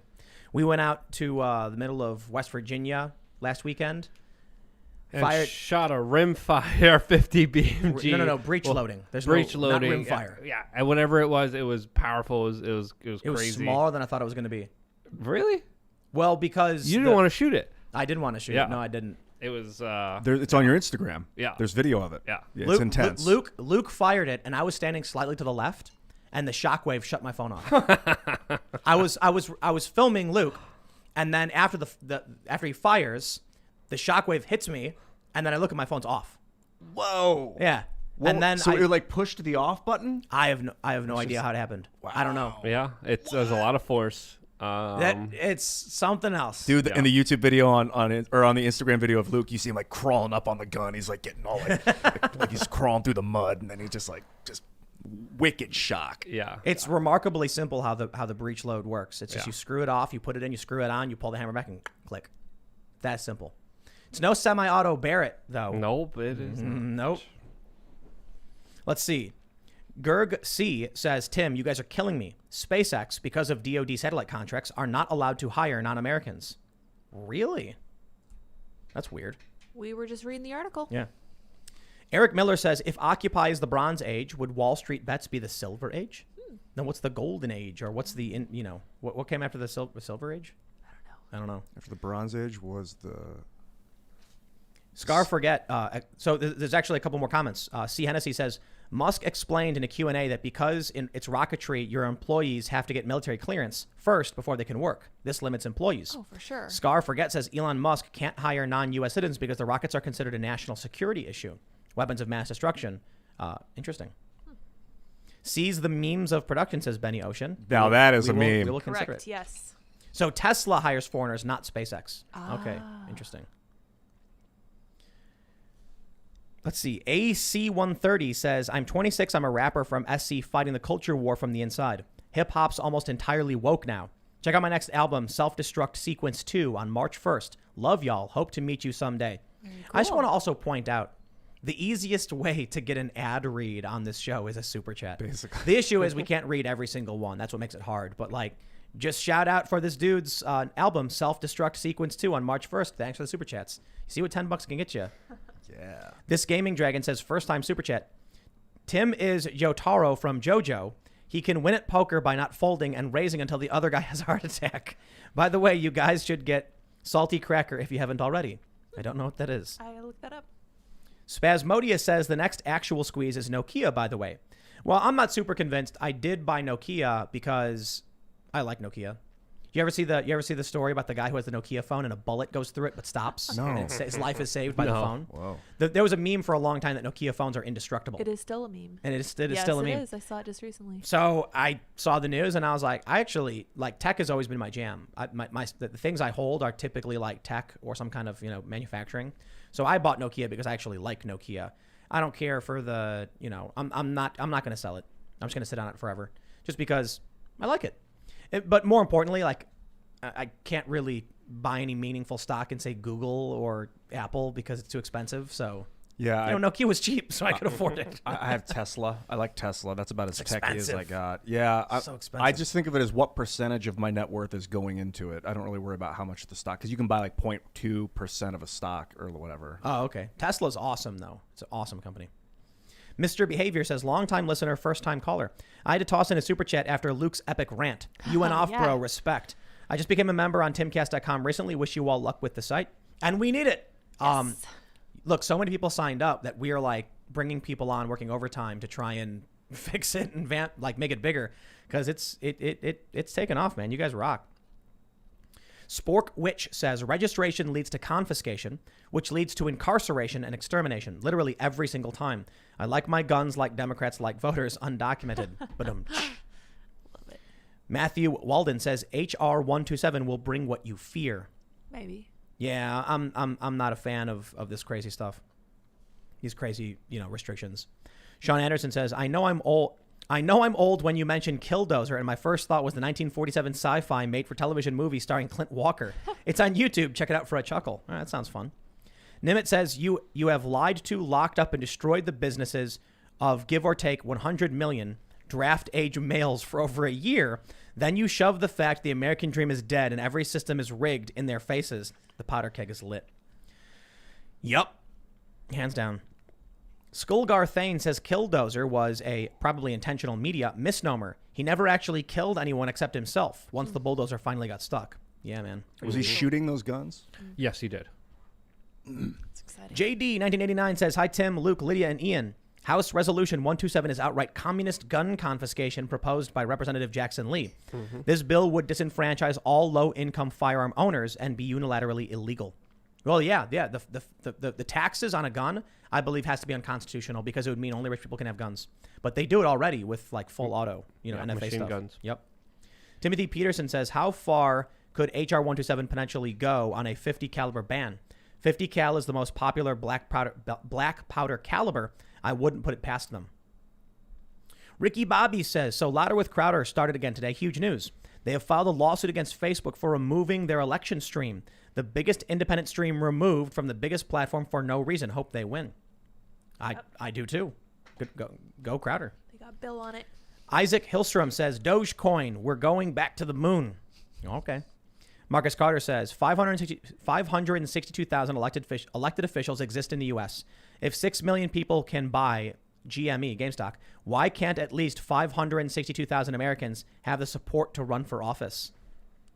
Yeah. Yeah, Crowder said he might run for office. That would Really? Be I great. think he tweeted that out today. Didn't Mike Cernovich tweet out that he's running to be governor of California? Wow. Didn't he I think tweet that did. out? That Am I sounds wrong? familiar. Yeah, Interesting. I think you might be right. I don't know. Eric Heffelfinger says, I've made 6 Wall Street posts on Facebook. Dozen of picture, video, and news articles each time. One post had 57 pics, 7 videos, some being yours, 23 news articles. Dozens of people who I haven't spoken to in years reached out. See, I like the Wall Street thing, man. It's bringing us together left and right. Yeah. That's why the grifters get me down. They're trying to stop that unity. Nah. People realize that they're full of crap. I hope. Most people. Well, now it's an Starting to. opportunity to show everyone. Yep. Daniel Maxwell says, if there is not a peaceful resolution to the culture split soon, we will end up with a bloody civil war. That is a guerrilla warfare scenario, and what we end up with afterwards will not be a constitutional republic. That is correct. It is not going to be good. You do not want guerrilla warfare. No. You just want to buy an I am Gorilla. gorilla t-shirt. And I am a gorilla t-shirt. We got more t-shirts coming. I Gorilla. think we're going to do one of Ian meditating, but floating, so your hair is wavy. Oh, I like that. And then it says free the code. Yes. Yeah. I love it. Yeah. So much. Chakra colors behind me. Yeah. And then Bursting in maybe in a we'll sunburst. hide somewhere in the art and the Fed. Oh yeah. Ooh, I like We that. should do it. We should do an end the Fed line as well. Maybe. Or A yeah, whole line. repeal the Federal Reserve Act. yeah. That's the End the the way I Fed. phrase it. End the Fed. And we'll have like a little Ron Paul in the background, like giving a thumbs free up. the code, dude. We need to free the code so that we can build a free software system on Well, Mars. the free the code is more like your actual catchphrase. That's what I really care And about. like the end the Fed was more just kind of I like was a joke. brainwashed to say free the code by Bill, though. free the code. I really do fault. want to. All right, here we go. James King says AMC diamond hands and then 6 rocket emojis. Kristen F says, this is how messed up the GameStop stock thing is. I use a stock simulator app where I invest fake money into stocks and watch the market in real time. Last week, they took $8K of fake money out of my account, left me with $32. Wait, what? That's crazy. Fake money? Why? Arios says, I finally got a bit of extra cash again, so I'll share a bit with the pool party. Woo. I'm going to rewind because I'm a bit late. But if you guys read this, I just want to say that it's always nice to listen at night. Also, wah. Is that like supposed to be like Waluigi or something? I don't Wah. know. I saw so many people were sad that we didn't do a show on Friday. I love you guys. We Thank were you for all the wiped out, support. man. Yeah. It was It gave me a chance to make the kombucha. I'll be There you go. honest with everybody. It was kind of frantic because we had too many signups and it overloaded and crashed the system. Yeah, I was actually working support that Yeah. night that Eliza was on. We had so many emails that had to go out that our site couldn't. The handle next it, day our was system just couldn't handle it. like my brain was on Yeah. fire. So we if you- both had headaches. If you haven't got an email yet, just stay cool. Hang in there, They're all yeah. coming out. And if for some reason by the end of the week you still haven't gotten an email, just send another email. The easiest way to explain it is that episode of Simpsons where Mr. Burns goes to the doctor, and the doctor says that he has literally every disease known to man. And so he says, look at these oversized novelty germs. Now, one of them can easily fit through the door. But when they all try going through at the same time, they get stuck. That's basically what happened. And so then once the door got jammed, every new sign-up was jammed, and Yeah. then the automated system broke, and then it required manual intervention. So Success problem. One by one. one by one. We're all throwing in. One by one. But we love it. So sign up at timcast.com. It feels You guys good. rock. Every time I would fix one, I'd be like, yes, that's a human that is getting something. Yeah. All right, here we go. Grant Thompson says, you've got to see the Urban Dictionary's definition for TDS right now. Very Orwellian, their ability to rewrite definitions and control a layman's perception of reality. Yes, the Urban Dictionary got woke. And so the gosh. Trump derangement syndrome, which is a reference to people who are irrationally angry at Trump, turned into people who irrationally support Trump. Wow. Yeah, something like that. Wow. I think Jeremy Hambley made that point when he was on the show, The Quartering. The TDS can go in both directions. An irrational hate or an irrational love of Yeah. Trump is both kind of a derangement. Grant Thompson says, oh, I just read that one. Jonathan Galterini says, regarding gun rights, you should look up Arizona. I'm from AZ and was amazed how many restrictions there are for guns in Texas. AZ's safer than Texas, and they're blue. Isn't that crazy? Paul Barnes says, also, I've been doing construction on Fort McCoy in Wisconsin, and they've been shipping APCs out all Friday and today. Not sure what for. Huh. Where? From where? This is Fort McCoy in Wisconsin. Interesting. Adam Lynn says Max started Crash JP Morgan buy silver in 2010, causing them to change their position. Heard him give Tim and Luke a shout out today during an interview saying 2021 is the year of the millennial. Very cool. Max is a good friend. We love Max and Stacy. They're awesome. We gotta have And them yeah, we've been trying to get them on. Were you there in France when we were hanging out? Oh Or yeah, no? yeah, of course. That was fun. We did like photos. Stacey started following me on Twitter.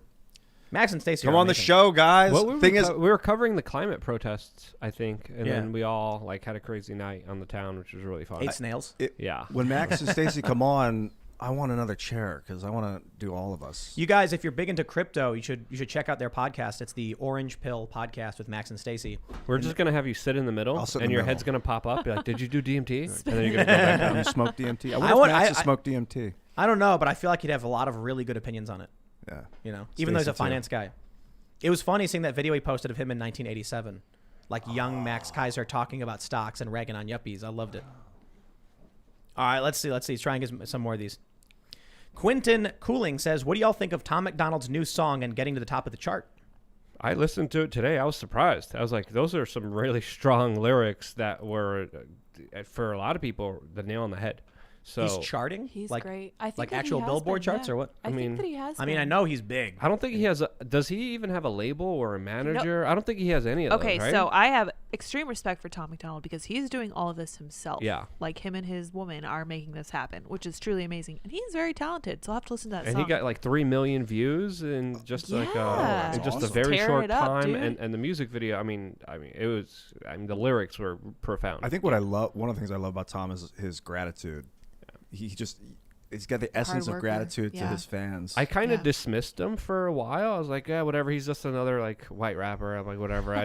There's enough No, of white dude, rappers his songs around. are good. But He's then I good. started listening. I listened to the song today. I was like, whoa, not like this is bad. powerful Yeah. stuff. So Dude, he's got a bunch Yeah. of his songs are like on It's point, dude. yeah, it's Yeah. like talking cultural politics. That white boy. That Yes, sounds that hot. was really Dude, good. He pays Yeah. attention to what's going on. Yeah. So That's shouts out to great. him for And doing we're- that and we're- being smart and having something conscious rather than the garbage nonsense that's promoted by the mainstream media and the main music industry that wants you to be, sucking down cough syrup and some drugs.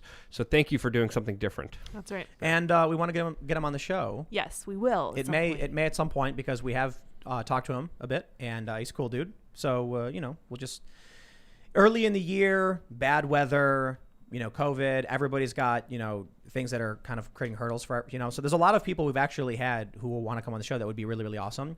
And then they're like, but maybe we should wait after winter. We just had the snowstorm. We also have travel restrictions, so people are like, things will kick up.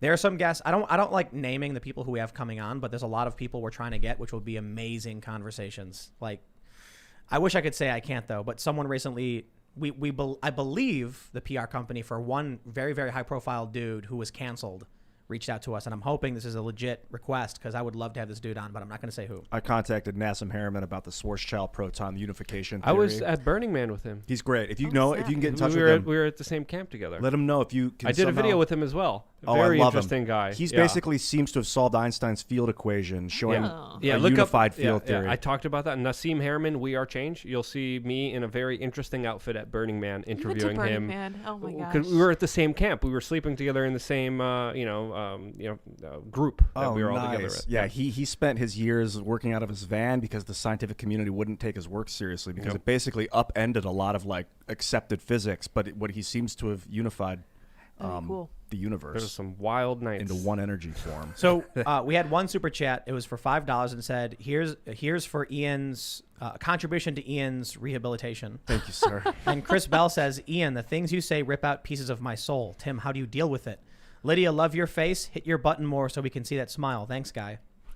I think I know how Tim deals with it. He puts me on his show. Yeah. Yeah, because I think for the most part, me and Ian agree.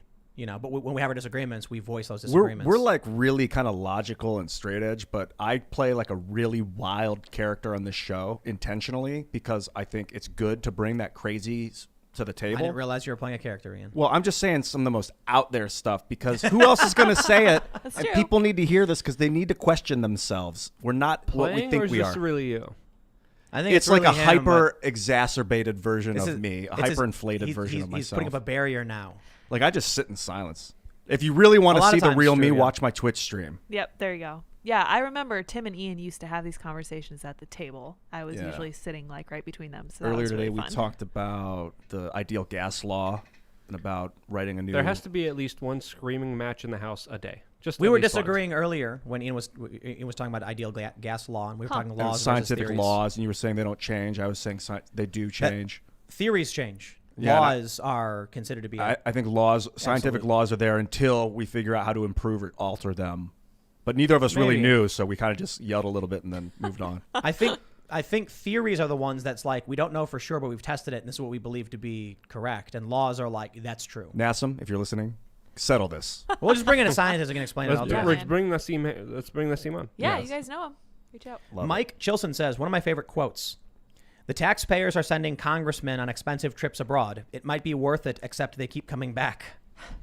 That's a good one. All right, let's see. Hank Bow Horseman says, "Hey, Tim, as an aspiring studying musician, I'm a big fan of the idea of creating culture, but I'm afraid of the potential social ramifications of sharing music, especially with my uni. Any advice?" Don't be afraid, just do it. What are you going to do? Don't have any regrets in life. When you're going to look back at just your life, you're going to notice how fast it goes and how you should have taken a lot of those shots that you denied yourself. Don't do that. I take a lot of ridiculous shots. We're just talking about Tom McDonald. Yes, you do. Yeah. Tom What do you McDonald, mean there, Lydia? I'm Excuse quite me. respectful of it, but Tom it's a lot. McDonald makes videos where he expresses his opinions, these songs, and he's huge. People love this stuff. So don't There be will afraid. be blowback, but it will be worth it. No, he's Oh, great. dude. Yeah. There's a ton of people who hate my guts. Yeah. And probably for dumb reasons, probably for fake reasons, and many probably for legitimate reasons. Jobs will be lost, friends will be lost, but in the long run, it is totally worth it. Oh, yeah.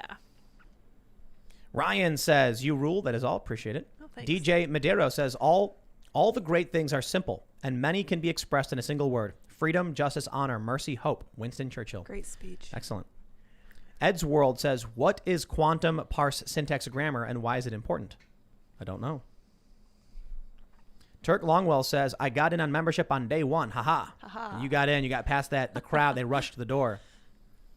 Jerome Morrow says, is your chicken tenders giveaway only for new Timcast members? I'm already a member. We're not giving anybody tenders. What? No. What have you done, Ian? Uh-oh. All right, we'll read a couple more of these because then we got to go record this special segment. All right. Will Billy the Hillbilly says, hey, Ian, wireless power doesn't work due to power density in the air. Thousands of volt and hundreds of amps will not only mess with electronics, wireless connections, but it's also very unhealthy and will basically cook you. You could send it through the earth. I think that's what Tesla was experimenting with, or through the ocean. So there are ways to ground the electricity and then have it come out, I think. Interesting. Ooh. Jonathan McLee says, would love to see Charlie LaDuff, the author of S Show, The Country's Collapsing, and the ratings are great on your show. We know Charlie, don't we, Luke? Charlie LaDuff from Detroit? Is that Charlie? Doesn't ring. Come on, we know who I'll Charlie I'll write is. this name down and see if I can look him up. LaDuff. I'm more of a face person. Yeah, Charlie. Yeah. Yeah, of course, we know Charlie. Can you see him? Yeah. You know Yeah, Charlie. He mustache. what did he did a bunch of really viral videos for local Detroit news. Well, I'll refresh your memory. I can't remember. Yeah, I'll look him up. He had a whole bunch of really viral videos where he was doing these amazing segments for Detroit local news. Okay, I think I know what you're talking about, and he exposed a lot of the government mismanagement and Stuff like that. waste. Yeah, I think I know in really exactly. funny Cool. ways. Okay, yeah. Like he showed up at someone's house in like a bathrobe or something. Someone been that a was while. cheating the system exposed Yeah. them, and the government that was doing something else incompetent. Okay, now we know. Yeah, It's been a while though. It's been a while. AJ says, you think Ian's an average non-intellectual guy whose reactions rep the common man's ideas. Not so. He's high IQ. His uber creative weird takes totally derail otherwise great discussions. Get rid of him. Oh, I didn't realize. I thought that was actually a positive comment, and then it kind of just. seen I as think it positive. It's like they're- was an imaginary comment. Yeah, I No, don't that's know. just that's the square root of a negative number. Another old school great guy to have on would be Jimmy Justice. Who's that? Who's that? Amazing guy that was bringing street justice to parking meter maids in New York City. And Oh, the made guy very putting the viral coins in? videos. Yeah. No, he did All more right. than that. It was incredible. Suki Drea says, I signed up on the website right away and have been enjoying the vids. I do small gaming streams as a hobby and love and have love imagining joining you. LOL. Love you guys. Keep up the good work. Appreciate it. All right, let's see. Let's do one more. Here we go. Johnny Max says, have you guys been paying attention to the COVID restrictions that are being put in place in Canada? Mandatory quarantines at undisclosed government facilities upon arrival in Canadian airports. Well, I won't be flying to Canada anytime soon. Yeah, check please. They banned me before. Also, Western Australia just put 2 million people on lockdown because one person got COVID. Case. Oh my Yep. God. One person. Yep. One. Yep.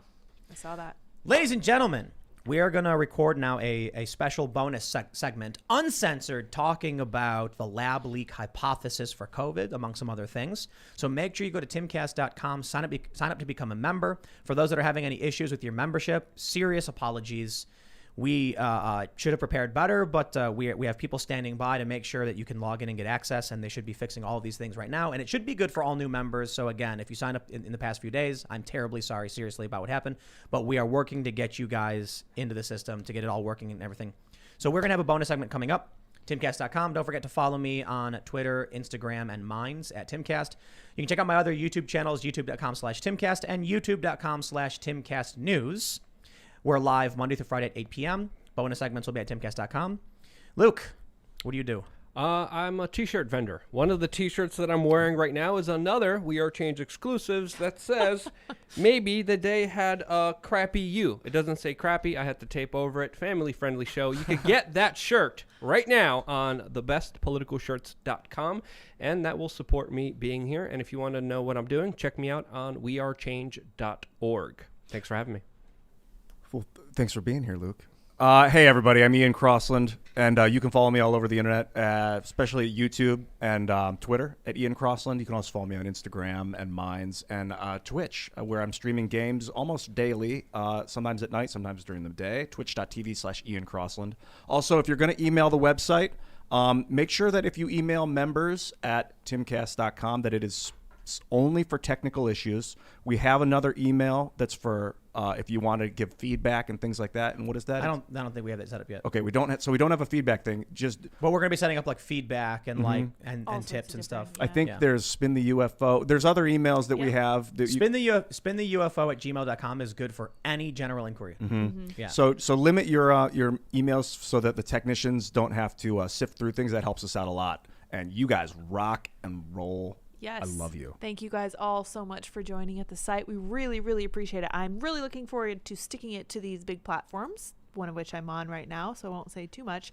But I want to give a little shout out to Josh and his daughter Noemi, who are watching tonight. Hi, guys. I see you. I hear you. I'm Sour Patch Lids on Twitter, and I'm Real Sour Patch Lids on Gab and Instagram. Ladies and gentlemen, thank you so much for hanging out. We'll be back tomorrow at 8 p.m. live, and we'll see you all then. Bye, guys.